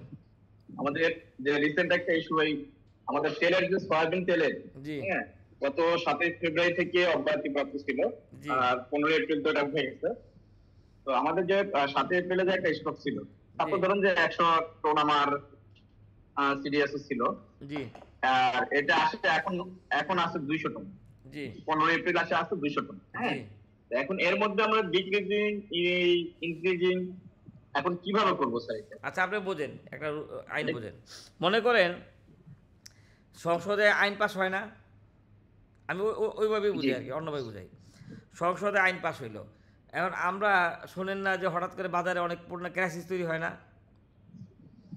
জি জি জি। আচ্ছা, এখন আজকে সংসদে যদি অর্থমন্ত্রী বাজেট উত্থাপন করে, এমন অনেক পণ্য আছে যেগুলি অব্যাহতি, খেয়াল করেন অব্যাহতি, আজকে বাজেটটা ডিক্লেয়ার হওয়ার পরে কালকে সকাল থেকে পণ্য ব্যবস্থা ভ্যাট দিতে হবে না, যদি ভ্যাট এসে পড়ে দিবেন কিনা বলেন? দেব স্যার। বুঝছেন তো? তার মানে আজকে রাত্রে পর্যন্ত কিন্তু অব্যাহতি ছিল, আপনি রাত্রেবেলার বাজেট ডিক্লেয়ার হলো জাতীয় সংসদে, সকালবেলা থেকে পণ্য বেচলে ওইটার উপরে ভ্যাট ইয়ে হবে, কেন কি বাজেট হয়েছে। ঠিক তেমনি আজকে রাত্রে একটা পণ্য ভ্যাট ছিল, রাত্রেবেলা বললো যে এটা বাজেট অব্যাহতি, সকালবেলা কি আর ভ্যাট দিবেন? না, ভ্যাট দেব না। হ্যাঁ, ঠিক তেমনি এভাবে চিন্তা করেন, আপনার স্টকে যে পণ্য আছে আজকে যদি এরকম হয় যে আজকে থেকে এই এসআরওটা মানে কার্যকারিতা কমে গেছে, মানে অব্যাহতি উঠে গেছে, তাহলে কালকে থেকে আপনাকে ভ্যাট দিতে হবে, এভাবে চিন্তা করেন। আর নাহলে আজকে দিনের মধ্যে বেচা শেষ করে দেন। জি, বুঝছেন তো? মনে করেন আপনি যখন জানেন যে কালকে থেকে ভ্যাট উঠে যাবে, তাহলে আজকে রাত্রের মধ্যে আপনি বাস্তবে বেচেন না বেচেন, কাগজে কলমে বেচা ফেলান। এখন বেচা না পেলে আমি তো স্যার ওইটা ধরেন যে ইউজ করছি, হ্যাঁ। এখন তো যেগুলা 7 ফেব্রুয়ারি পর যেগুলা আমি প্রোডাক্ট মানে ইম্পোর্ট করছি, এগুলা তো সব একটাতে কোনো রিবেট নেই, কোনো কিছু 7 ফেব্রুয়ারি পর থেকে 8 তারিখ থেকে যা কিছু আসতো আমার এই 15 এপ্রিল পর্যন্ত কোনো রিবেট নেই, এর মধ্যে চলছে। কিন্তু 7 ফেব্রুয়ারি যে 100 টন ছিল আমার, জি, এইটা কি আমি ইনক্রিজিং করব? আচ্ছা আমি বলি, প্রথম হলো বুঝি প্রথম হলো আপনার এটা কি র মেটেরিয়াল না ফিনিশ প্রোডাক্ট? এটা র মেটেরিয়াল স্যার, র মেটেরিয়াল নিয়ে এসে আমরা সয়াবিনের সিডিএসও যেটা লাগে। আচ্ছা আমি র মেটেরিয়াল আপনি উপকরণ হিসেবে কিনছেন, আপনি কেনার সময় কি ব্যাট দিছিলেন? কেনার সময় আমি 15% ব্যাট দিছি। আচ্ছা তাহলে এতদিন কেন রেয়াত নেন এটা বলেন? আমি এতদিন 7 এপ্রিল থেকে যখন অব্যাহতি করছে, অব্যাহতি দিয়ে দিছে। ও মানে যে সয়াবিন তেলের উপর অব্যাহতি, আমি বুঝছি। তার মানে এটা ছিল এসআরটা এরকম যে ব্যবসায়ী স্টেজে ব্যাট নাই, না ব্যাট নেই, ব্যবসায়ী স্টেজে ব্যাট নাই, এই জন্য আপনি এতদিন রেয়াতও নেন নাই, যেহেতু আমার বেচার সময় ব্যাট দেওয়া লাগবে না, ঠিক না? এটাই তো আপনার কথা ছিল। হ্যাঁ জি জি জি জি। আচ্ছা যে স্টকটা আছে এই স্টকটা কতদিন আগে আসছিল? এটা আপনার 7 ফেব্রুয়ারি আগের স্টক। এটা না 4 মাস হয়েছে কিনা? আমাদের তো আইন অনুযায়ী 4 মাসের মধ্যে রেয়াত নেওয়া যায়। 4 মাসের মধ্যে আছে কিনা? ওটা তো আমি রিয়াক্ট নিয়ে আমি রেখে দিচ্ছি স্যার। ওটা না আপনি বোঝেন মনে করেন এমন যদি হয় যে জানুয়ারি মাসে আসছে, হ্যাঁ আপনি রেয়াত নেন নাই, বুঝেন, এখন ফেব্রুয়ারি গেল, মার্চ গেল, এপ্রিল মাসে আসা ওই যে ব্যাট আসা বললো, তাহলে আপনার তো এগুলো 4 মাস পার হয় না, আপনি তো রেয়াত নিতে পারেন না?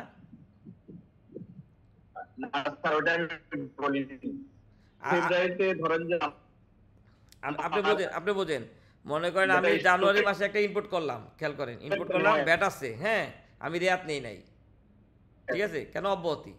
ফেব্রুয়ারি তো রেয়াত নেই নাই, হ্যাঁ আমার তো 4 মাস এখনো পার হয় নাই, মার্চ মাসে যদি ব্যাট আসে আমি আবার ওই আগের পারচেসটা বাদ দিয়ে নতুন করে রেয়াতে পারচেস দেখাতে পারি কিনা বলেন?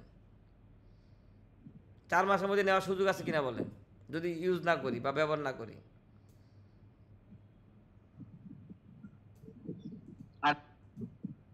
ঠিক না? আর এরকম যদি আপনি 6 মাস আগে আনছেন, 4 মাস পার হয়ে গেছে, তাহলে কি রেয়াত পাবেন? না কখনো পাবো না। তাহলে ওইভাবে চিন্তা করেন, আপনি এইভাবে চিন্তা করেন। মনে করেন আমি 100 টন প্রোডাক্ট কিনছি, আমি রেয়াত নিয়ে নিছি, আমরা কি করি? অর্ধেক পণ্য দিয়ে অব্যাহতিপ্রাপ্ত পণ্য উৎপাদন করছি, ওই পরিমাণ ব্যাটটা সমন্বয় করে দেই না বৃদ্ধিকারী? হ্যাঁ এটা তো করি, এটা করি। আপনি ওই অ্যাঙ্গেলে চিন্তা করেন, ঠিক আছে? তার মানে স্যার আমার যেটা ধরেন যে আমার 7 ফেব্রুয়ারি আগে যে স্টকটা ছিল এটা তো আমি ইউজ করছি, হ্যাঁ ধরেন যে ইউজ করছি 7 ফেব্রুয়ারি আগে তো আমি রিবেট নিয়ে নিছি, কারণ 7 ফেব্রুয়ারি পর থেকে আমার অব্যাহতি হয়, কারণ 7 ফেব্রুয়ারি যে স্টকটা ধরেন যে 100 টন ছিল, এটা কি আমি ইনক্রিজিং অ্যাডজাস্টমেন্ট করে দেব? ও মানে আপনি বলতেছেন যে আমার আগে রেয়াত ছিল, 7 ফেব্রুয়ারি পরে রেয়াতটা মানে ওই মানে ব্যাটটা উঠে গেছে, অব্যাহতি উঠে গেছে, হ্যাঁ তাহলে ওই পরিমাণে রেয়াতের সমন্বয় করে দিবেন। আপনি এক কাজ করেন, আমি বলি আপনি একসাথে না করে কি করতে পারেন, কারণ আবার 2 মাস পরে তো মচেজ করতে পারে, আপনি তাহলে এক কাজ করেন, যেই মাসে যতটুকু ইউজ করবেন ওই পরিমাণ সমন্বয় করে দিবেন। হ্যাঁ এটা করতে চাইছিলাম কিন্তু এটা আমি করিনি স্যার, কারণ এখন এই লাস্টে আসে, এখন ধরা যায় এপ্রিল পর্যন্ত 15 এপ্রিল পর্যন্ত ছিল, তো এখন 15 এপ্রিল পর্যন্ত আসে, এখন দেখতেছি যে আমার স্টক আরো রয়ে গেছে এখানে, তখন ছিল 100, এখন আমার 200 হয়ে গেছে, আমি যদি ওখানে 100 ইনক্রিজিং করি তাহলে তো আমি এই 200 মেট্রিক টন তাহলে আবার ডিক্রিজিং করতে হবে, তাই হচ্ছে না? আপনি এক কাজ করেন, আপনার একটু জটিল তো, আপনি নিরিবিলি আমার সাথে ফোনে আলাপ করেন, আমি একটু বুঝি, কারণ ওই ইয়ার মধ্যে আমার মাথাটা এমনি ধরে রয়েছে, আমার মনে ভুল। আমি আপনাকে ফোন দেব, হ্যাঁ নিরিবিলি টাইমে দুপুরে ফোন দেন, তাহলে বুঝাই বলবেন সুন্দর, ঠিক আছে? আচ্ছা স্যার, আচ্ছা ঠিক আছে। আর কারো কোশ্চেন আছে? জি স্যার আছে। জি বলেন স্যার। আমি একটা জিনিস বলতেছি না, সেবা প্রদানকারী প্রতিষ্ঠান সে হলো গিয়ে প্রথম তফসিল দ্বারা অব্যাহতি পণ্য ক্রয় করে, জি হ্যাঁ সে কোথায় দেখাবে তার প্রথমত? আচ্ছা আমি বলি, প্রথম তফসিল দ্বারা না, প্রথম তফসিলের, ঠিক আছে, প্রথম তফসিলের অব্যাহতি প্রাপ্ত পণ্য করে সে কেনার সময় তার ব্যাট দেয় না, তাহলে এই দেখেন এই যে এক্সাম্পটেড গুডস অ্যান্ড সার্ভিস, যদি স্থানীয়ভাবে কিনে তার 12 নম্বর নোটে দেখাবে, আর ইনপুট করলে 13 নম্বর নোটে দেখাবে। আর যদি ক্যাপিটাল হয় স্যার সেই ক্ষেত্রে? বা ক্যাপিটাল মেশিনারি হলে অব্যাহতি তো অব্যাহতি, অসুবিধা কি? অব্যাহতি হলে 12 নম্বরে দেখাবেন, আর ইনপুট করলে 13 নম্বরে দেখাবেন। অব্যাহতি তো অব্যাহতি, ক্যাপিটাল মেশিনারি হলে অব্যাহতি, র মেটেরিয়াল হলে অব্যাহতি। কি বলে সবাই? ইনপুটের ক্ষেত্রেও স্যার? আচ্ছা আপনি বসেন অব্যাহতি, বসেন কিনা বলেন? অব্যাহতি স্যার। তাহলে এই এক্সাম্পটের বাংলা কি? অব্যাহতি স্যার। তাহলে এই করে দেখাবেন, শেষ।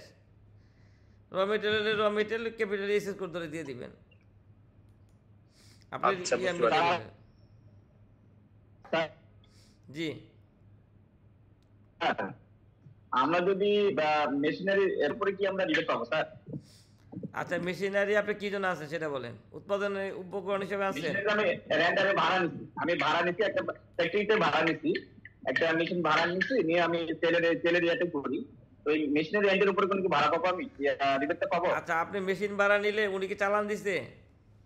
6.3 দিছে? আমি চালান দেই, আমাকে চালান দিচ্ছে। না আমি বুঝি, মনে করেন আপনি মেশিন ভাড়া নিছেন, উনি 6.3 দিছে। হ্যাঁ কি মেশিন ভাড়া নিছেন বলেন, কি মেশিন ভাড়া নিছেন? তেলের রিফাইন করার জন্য যে আমরা মেশিন ইউজ করা হয় সেটা। আপনি বোঝেন উপকরণের সংজ্ঞা বলছে কি, র মেটেরিয়াল, প্যাকিং মেটেরিয়াল, যন্ত্রাংশ, ঠিক না? এগুলো উপকরণ না? এখন আপনি যদি আপনি যদি মেশিন ভাড়া নেন তাহলে আপনি কি মেশিন কিনছেন না সার্ভিস নিছেন বলেন? আমি সার্ভিস নিচ্ছি। হ্যাঁ এখন আপনি উপকরণের সংজ্ঞা দিয়ে যদি প্রুফ দিতে পারেন তাহলে রেয়াত পাবেন, কিন্তু আমার মনে হয় বাংলাদেশের প্রেক্ষাপটে এটা একটু জটিল হবে। এটা জটিল এই জন্য আপনাকে বললাম না বাংলাদেশের প্রেক্ষাপটে কারণ কি, কারণ আপনি মেশিন নরমালি আমরা কি করি, ফ্যাক্টরি ভাড়া নেই, কি বলেন? ফ্যাক্টরি ভাড়ার উপর তো সব ফ্যাক্টরি ভাড়া মানে স্যার আমি তো বুঝি যে সবকিছু মিলে তো সব একটা না ফ্যাক্টরি ভাড়া হলে ফ্যাক্টরি ভাড়া হলে ফ্যাক্টরি ভাড়ার উপরে কিন্তু ব্যাট নাই। এখন এরকম হলো একজনের ফ্যাক্টরি আছে উইথ মেশিন, সে বললো যে ফ্যাক্টরির জন্য 1 লাখ দিবেন, মেশিনের জন্য 50,000 টাকা দিবেন, তাহলে তো মেশিন ভাড়া। এখন আপনার টেকনিক ভালো অ্যাডভাইজার দিয়ে নিলে আপনি ওটা নিতে পারবেন, কারণ কি এটা একটা টেকনিক আছে। কারণ মেশিনটা তো আসলে উপকরণ হিসেবে আপনি নিচ্ছেন, এটার উপরে 15% ব্যাচ, এটা উৎপাদন উপকরণ, এটা ভালো অ্যাডভাইজার দিয়ে কাজ করাইতে হবে, তাহলে পারবে। মেশিনটা টেকনিক্যালি নেওয়া যাবে, কিন্তু সঠিকভাবে যদি চালান দিয়ে শক টকটা ঠিক মতো যদি করে তাহলে নিতে পারবে। কারণ আসলে তো মেশিনটা আপনি ভাড়া নিচ্ছেন উৎপাদনের জন্য।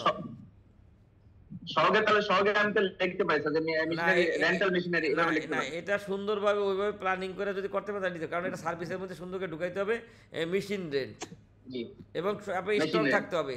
তাহলে এটা মানে এটা হলো কি একটা ওই যে একটু হেজিটেশন আর হইতেছে, কিন্তু নেওয়ার মতো একটা লজিক আছে। কারণ আসলে মেশিনটা তো আমরা ভাড়া করছেন উৎপাদনের জন্য।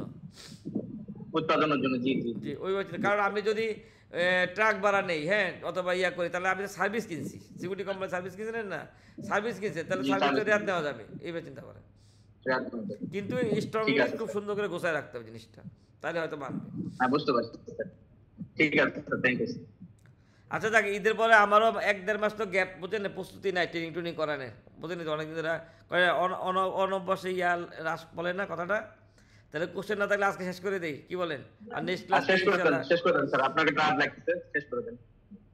ঠিক আছে, সবাই কি বলেন? তাহলে আমি আপনাদের একটা শক দিব, আপনারা শকটা করে দিবেন গ্রুপে, ঠিক আছে? জি স্যার, শেষ করে দেন স্যার। আচ্ছা সবাই ভালো থাকেন, হ্যাঁ, আসসালামু আলাইকুম। যারা গ্রুপে নাই তাদেরকে একটু অ্যাড করে দেন স্যার, যারা গ্রুপে নাই আপনারা আমাকে ইনবক্সে নক দেন, আমি তো জানি না কে নাই, বুঝেন নাই? আচ্ছা ঠিক আছে, আচ্ছা স্যার, আল্লাহ হাফেজ।